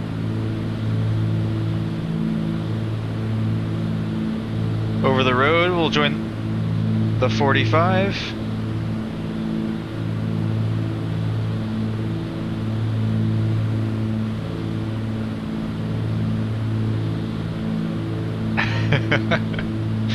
That's true, hype. Yep, I hear you, man.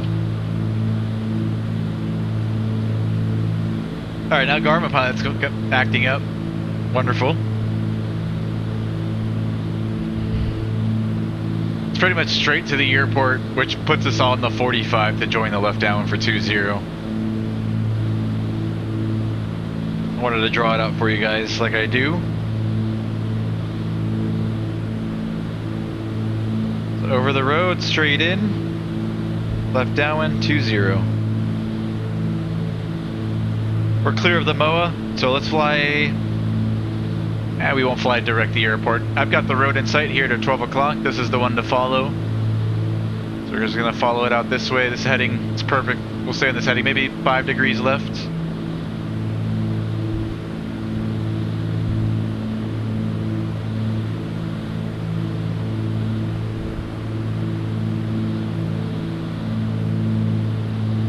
Field elevation at Waynesboro, 169. Let's call it 200. So we'll go down to 1200.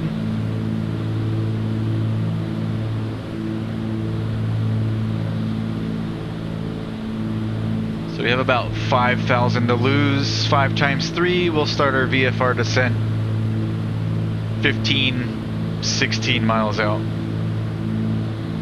And we're 22 miles out right now. 22 and a half. Fuel's looking good, about a little over 20 gallons. And this airplane does about 20 gallons an hour.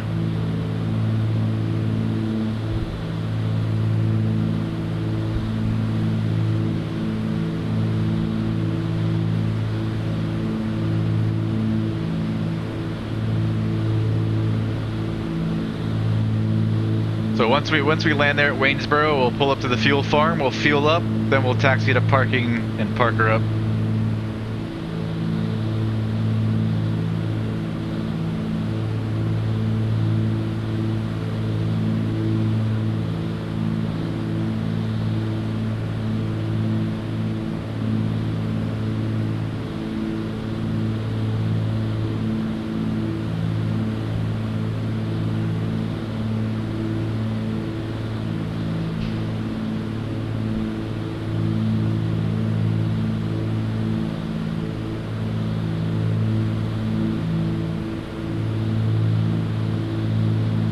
Looks like we'll be exiting off to the right. I don't know if they have a self-serve pump there. That might be it right in the middle.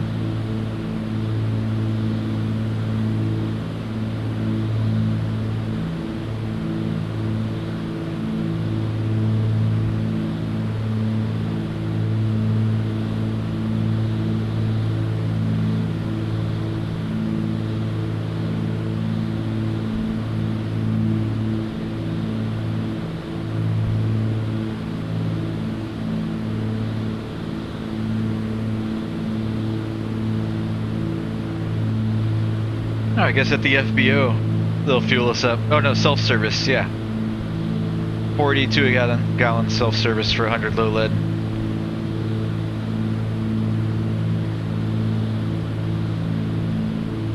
And it froze again.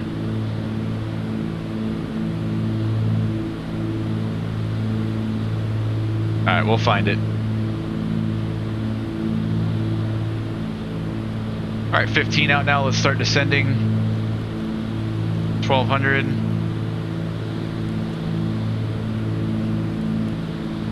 Let me see what why does the airplane do that? I don't understand. This cap 140, I just don't understand it. I put in 1,200 and hit down for VS and like it just nosedives. Alright, hand flying the rest of the way. Mixture's coming in some. Reduce power. Still got the road in sight.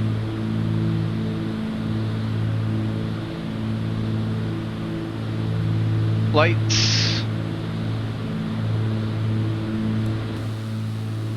Extend those landing lights.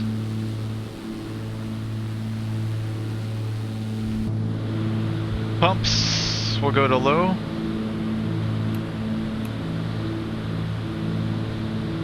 Cowls are open.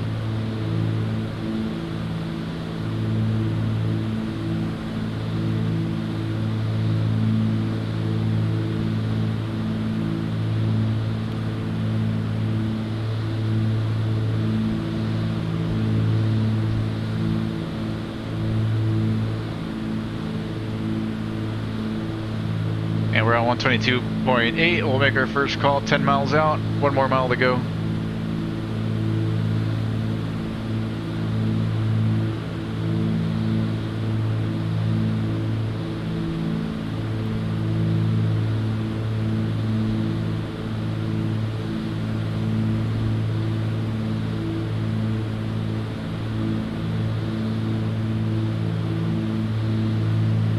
Alright, the road just runs just north of the field, and then the town of Waynesboro is just north of the field. So here's the road. The town should be just south of the highway. I think this is the town. And the field should be just before it.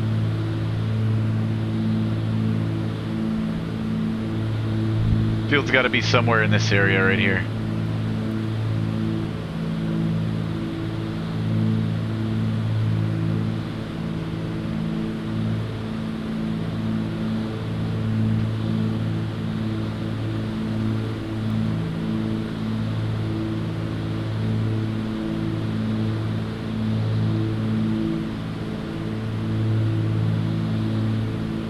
Remind me too to swap out that gear bulb here that doesn't work. We'll do that too while we're fueling up.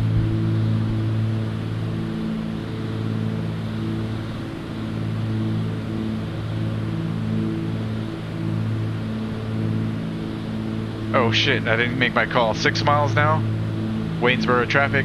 November 77 Foxtrot Alpha, Cessna 310, 6 miles southeast, sending through 4,000 for 1,200. Going to be joining a left downwind for runway 20, full stop, Waynesboro. Alright, we're like almost right on top of it.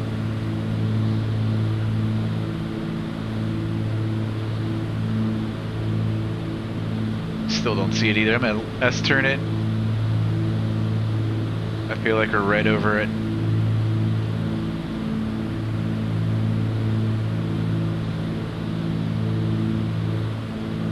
No? Okay, I've got insight. It's right here. We're super high. I'm gonna right 360, I think. Yeah, let's do that. Clear right.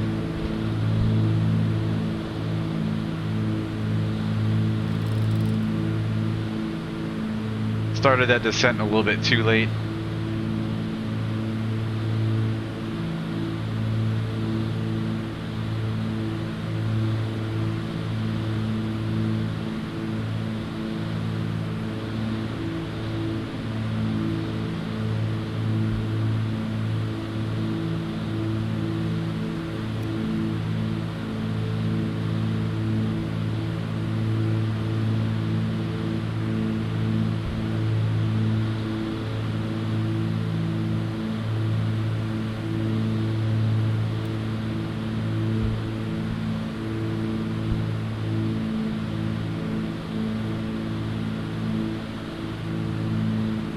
I don't know if the ladies are going to be too happy with this.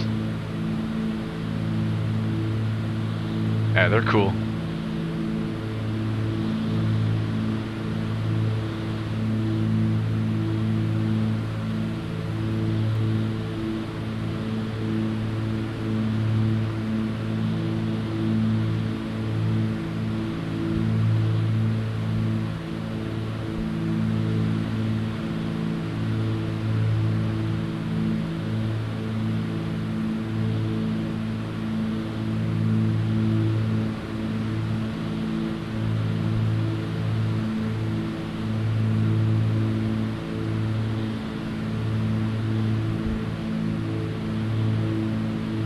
This one's a hard one to spot. I think it's right here. Right here.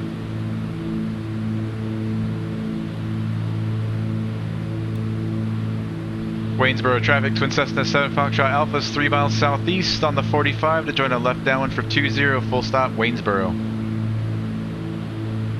Right here. Yeah, see the beacon. Top of the white arc, flaps 15. My phone's about to die. I might lose chat. I'll have you guys on the other monitor, worst case. As a matter of fact, I'm gonna turn my phone off so I don't destroy the battery.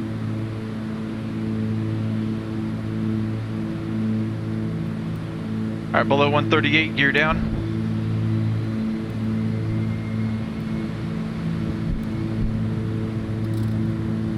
Mixture full rich, prop full forward. Gears down in 2 green. All of our lights are on and gas is on the main tanks. Fuel pumps are on low. Waynesboro traffic, Twin Cessna 7 Foxtrot Alpha joining the left downwind for 20, full stop, Waynesboro.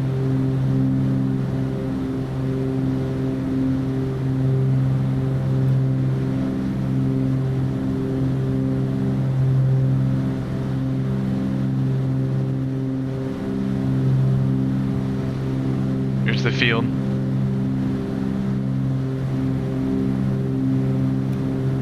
Gas, undercarriage, mix, prop, seatbelts, switches. 1 notch of flaps to go.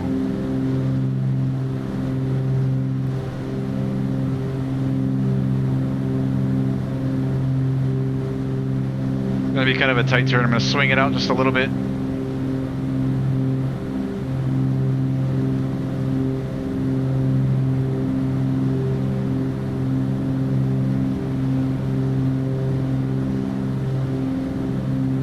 We're clear left. Waynesboro traffic, Twin Cessna 7 Foxtrot Alpha, turning left base, 20, full stop, Waynesboro.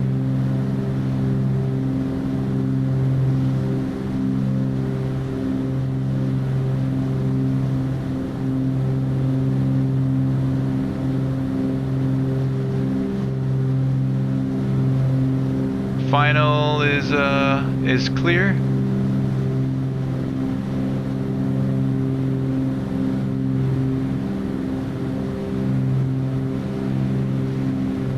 Waynesboro traffic, Twin Cessna 7 Foxtrot Alpha, final, runway 20, full stop, Waynesboro.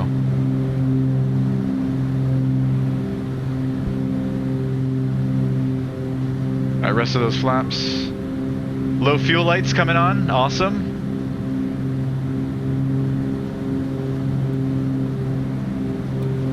That's pretty cool.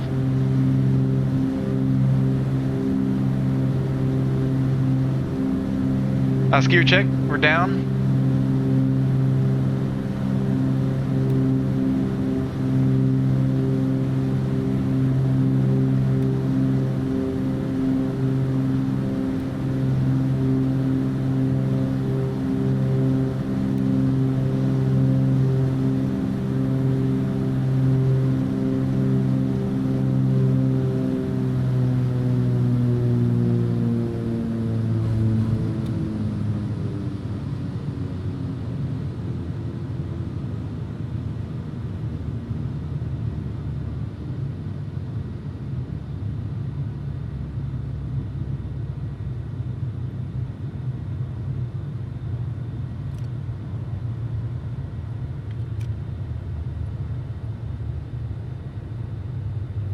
How are we on fuel?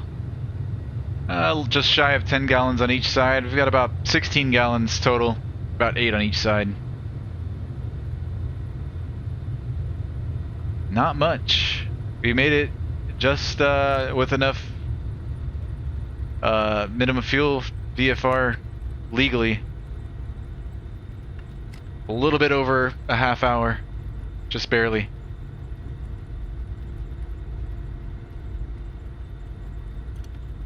Waynesboro traffic, Twin Cessna 7 Foxtrot Alpha, back taxiing runway 20 to the ramp, Waynesboro. We in the mix, and the rest we'll take care of once we're off the runway.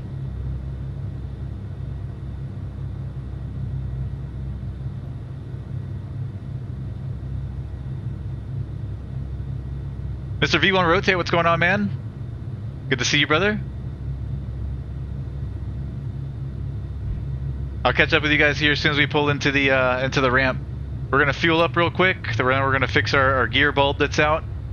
We've got one light that's out there, and then we'll park up and we'll call it a night. As soon as we get to the fuel farm, I'll catch up with you guys here. And anybody else just joining too, joining late. If I miss anybody, my phone died. Usually I have my chat on my phone over here on my left. Much easier than looking way over here.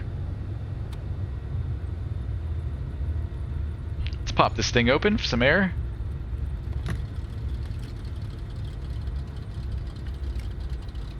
Alright, see the fuel farm over there? We'll clean up the airplane and all that stuff once we get over there.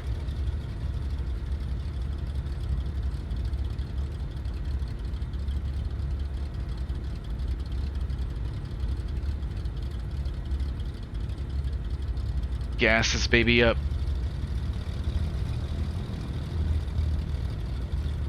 Clear right.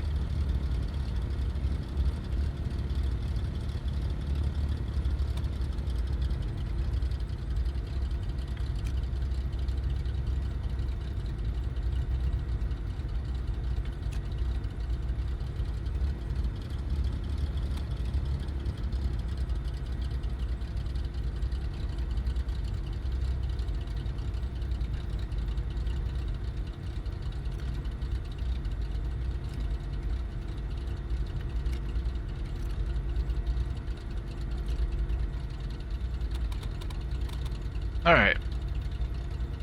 Lights and avionics. Oh shit, I can't see. Avionics, lights. Retract our landings.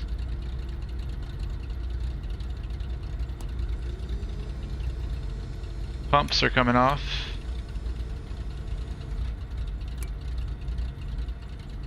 Flaps we'll bring up. Let's reset our trim.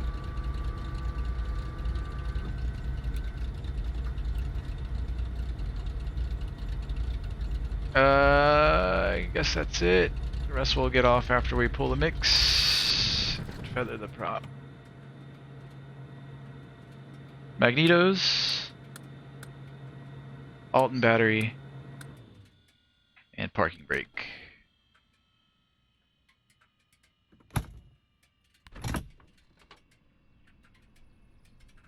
Parking brake is set. Oh, I love the... Listen to the warm engines ticking. That's so awesome. That's so cool. Alright, let's fuel her up.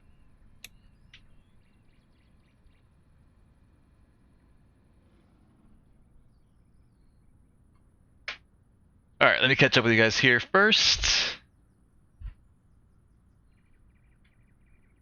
I missed a lot.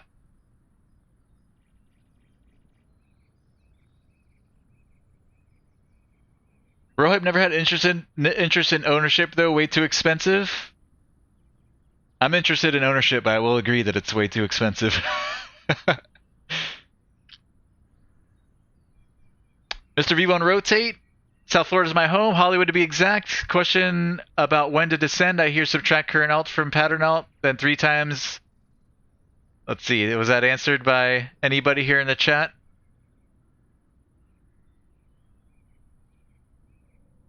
Alright, so basically, Mr. V1 Rotate, you take your altitude, you take the 3 zeros off the end, multiply that number by 3, and that's about how many miles you want to start your descent at. So let's say you are at, let's say 15,000 feet, right? 15,000 feet, you drop the 3 zeros, that leaves you with 15. You multiply that 15 by 3, that leaves you with 45. So you want to start your descent around 45 miles out. Usually I'll add a little buffer to that. If it's 45, I'll start my descent at 50. But that's a general rule of thumb. It's not always exact, but it works pretty well in most cases. So, you know, if you're 3,000 feet and you need to get down to 1,000 feet for pattern altitude, that means you have 2,000 feet to lose, right? 3,000 minus 2 is 1. So that 2,000, you drop the 3 zeros, multiply 2 by 3, it'd be 6, but I'd start, you know, 10 miles out or so. But Hollywood, man, awesome. I'm down in Miami, brother. I'm in Cutler Bay. It's a little bit south of Miami.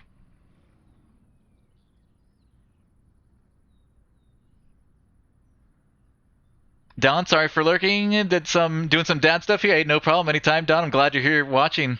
That makes me happy. Don did a 15-hour flight from Seattle to WSSS 2 weekends ago. A little saddle sore from that. Awesome, man. Where's Whiskey Sierra Sierra Sierra? Is that Philippines?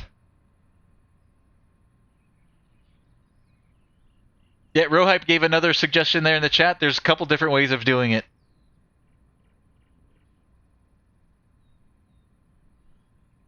Yes, I totally screwed up here in our descent into Waynesboro. I started my VFR descent way too late. Probably should have been a little bit further out.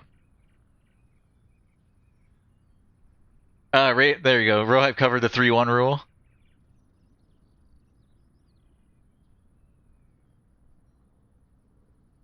Another 20 FPM landing. All right, let's check. That's totally inaccurate. So let's check Volanta. Oh, did it take my flight off? See review. All right, here we go. Dang, look at that 360 though. 169. Nice. Take it. Anything sub 200 I'm pretty happy with. And anything sub 100 extremely happy with. 115, that might have been my best one there today at Gulfport. We did a good amount of flying here today.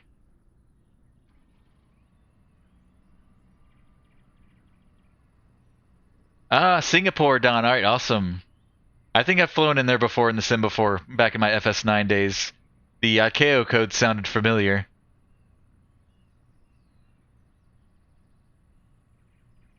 Compilation Kid won the landing rate. I don't know. I don't know if that's true or not. If anybody else did not guess, then I guess you won.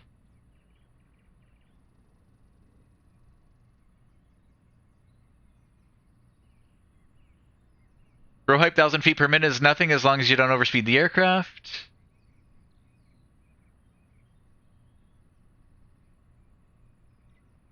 Awesome, Mr. V1 Rotate, getting into the flight sim world. That's good, man. There's you never stop learning in this hobby, dude. Never stop learning.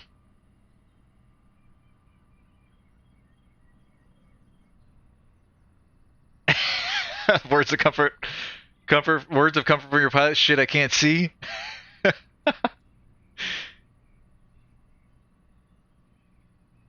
Alright, guys, let's fuel this 310 up. Then we'll fire back up. We'll pull up to a parking spot, and then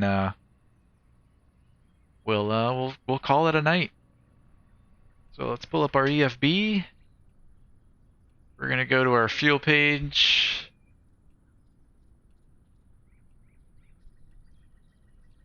So we ended with about 9.5 gallons on each side.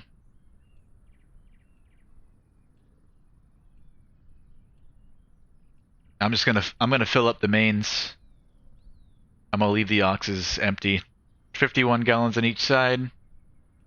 That's about let's see, 100 gallons. Divided by 20, that's good for about 5 hours flying in the 310. We'll leave it like that.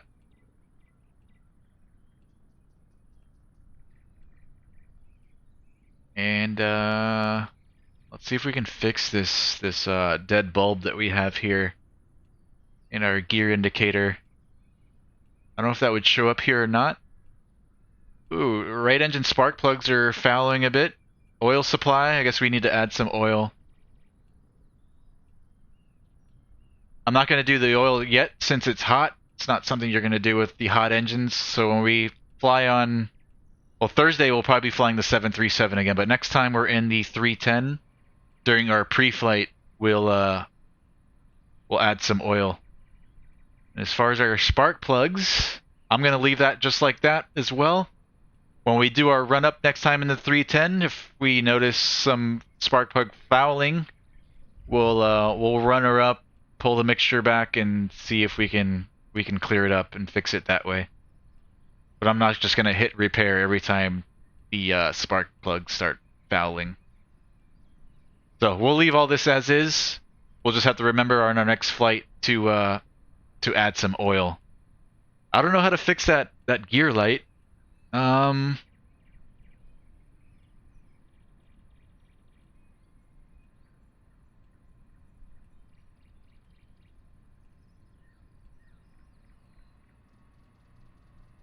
have to look that up later if there's a way I can just fix that without fixing everything else.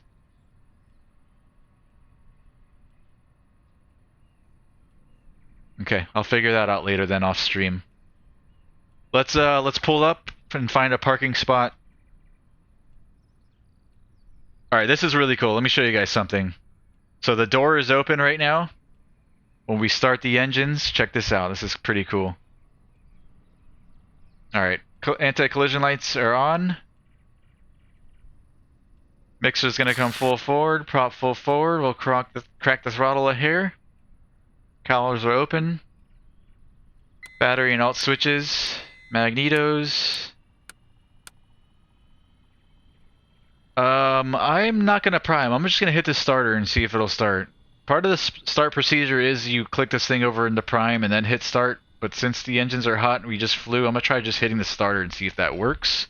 But watch the door as we start the right side. Clear! This is pretty cool. Oh, missed it. That is cool. Alright, so you do have to put it in the prime, I suppose, unless I'm just not cracking the throttle enough. Let's try again without priming. Yeah, so it has to go in the prime. But isn't that cool how the freaking door moves? Little things like that add to the immersion, man. I like it. I like what they did with this airplane. Milviz, the developers. Alright, boom. There it goes.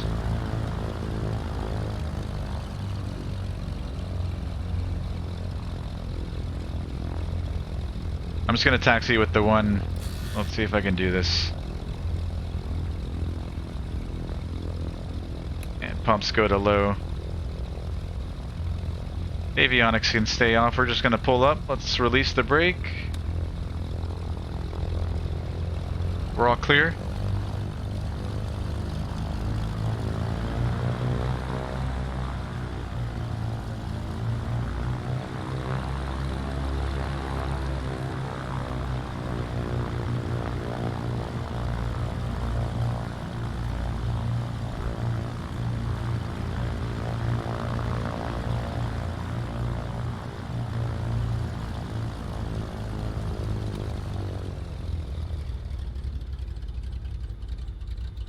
Alright, right here is good.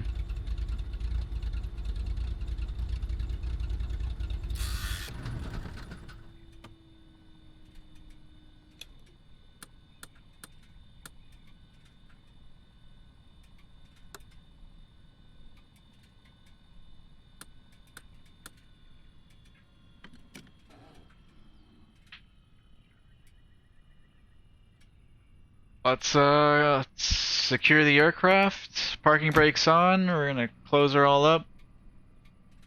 Packs can get out.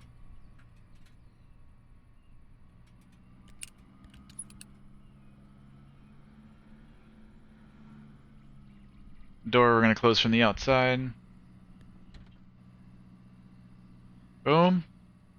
And all of our covers and chocks.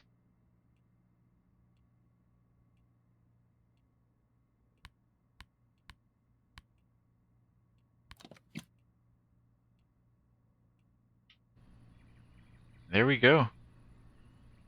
That was a fun day of flying. Thank you everybody for joining me. Next flight's gonna be, well, maybe a pop-up stream tomorrow, but I'm not gonna promise anything, but for sure Thursday night. Thursday night we'll be flying with the Pilot Club again for TPC Thursday fly-in. Featuring, it's gonna be flying in West Texas. Let me show you guys what that's about. I think there's 3 different airports, 3 different Class Charlies in the western part of the state of Texas. And we're going to be flying into one of those Class Charlies. And likely we're going to be doing it in the PMDG 737 ourselves. I don't know about the rest of the group. Usually it's a mix of airliners and GA. But for us, I want to do some more flying in the PMDG 737. So, that's what we're going to be flying. So featuring Lima Bravo Bravo, Mike Alpha Foxtrot, and Alpha Bravo India. And if I were to be perfectly honest with you, I don't think I've ever flown into any of these fields. Let me see what they are.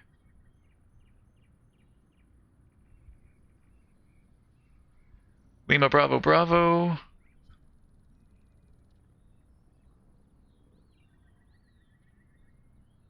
Lubbock, Preston Smith.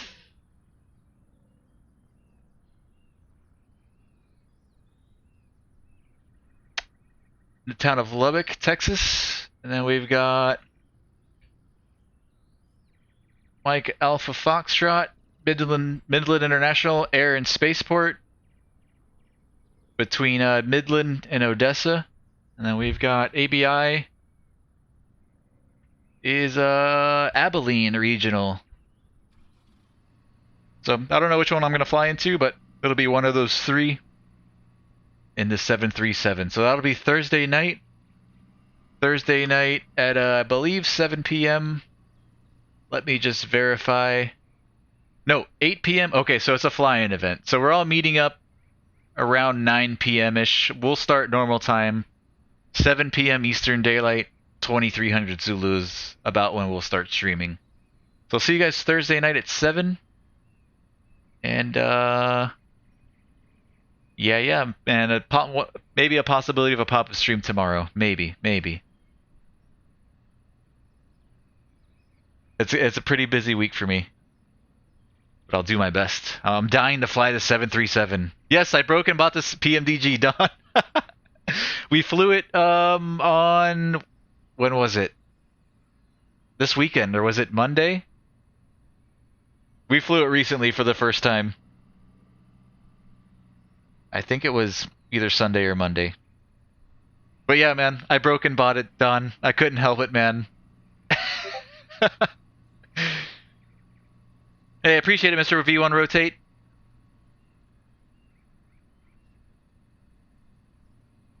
Alright, guys. Have a good row hype. Pleasure, man. Have a good one. Take it easy, brother. Everybody else in the chat just lurking, have a good one. I hope you have a blessed day and blessed night. Enjoy your day tomorrow. I'll see you guys Thursday. See ya!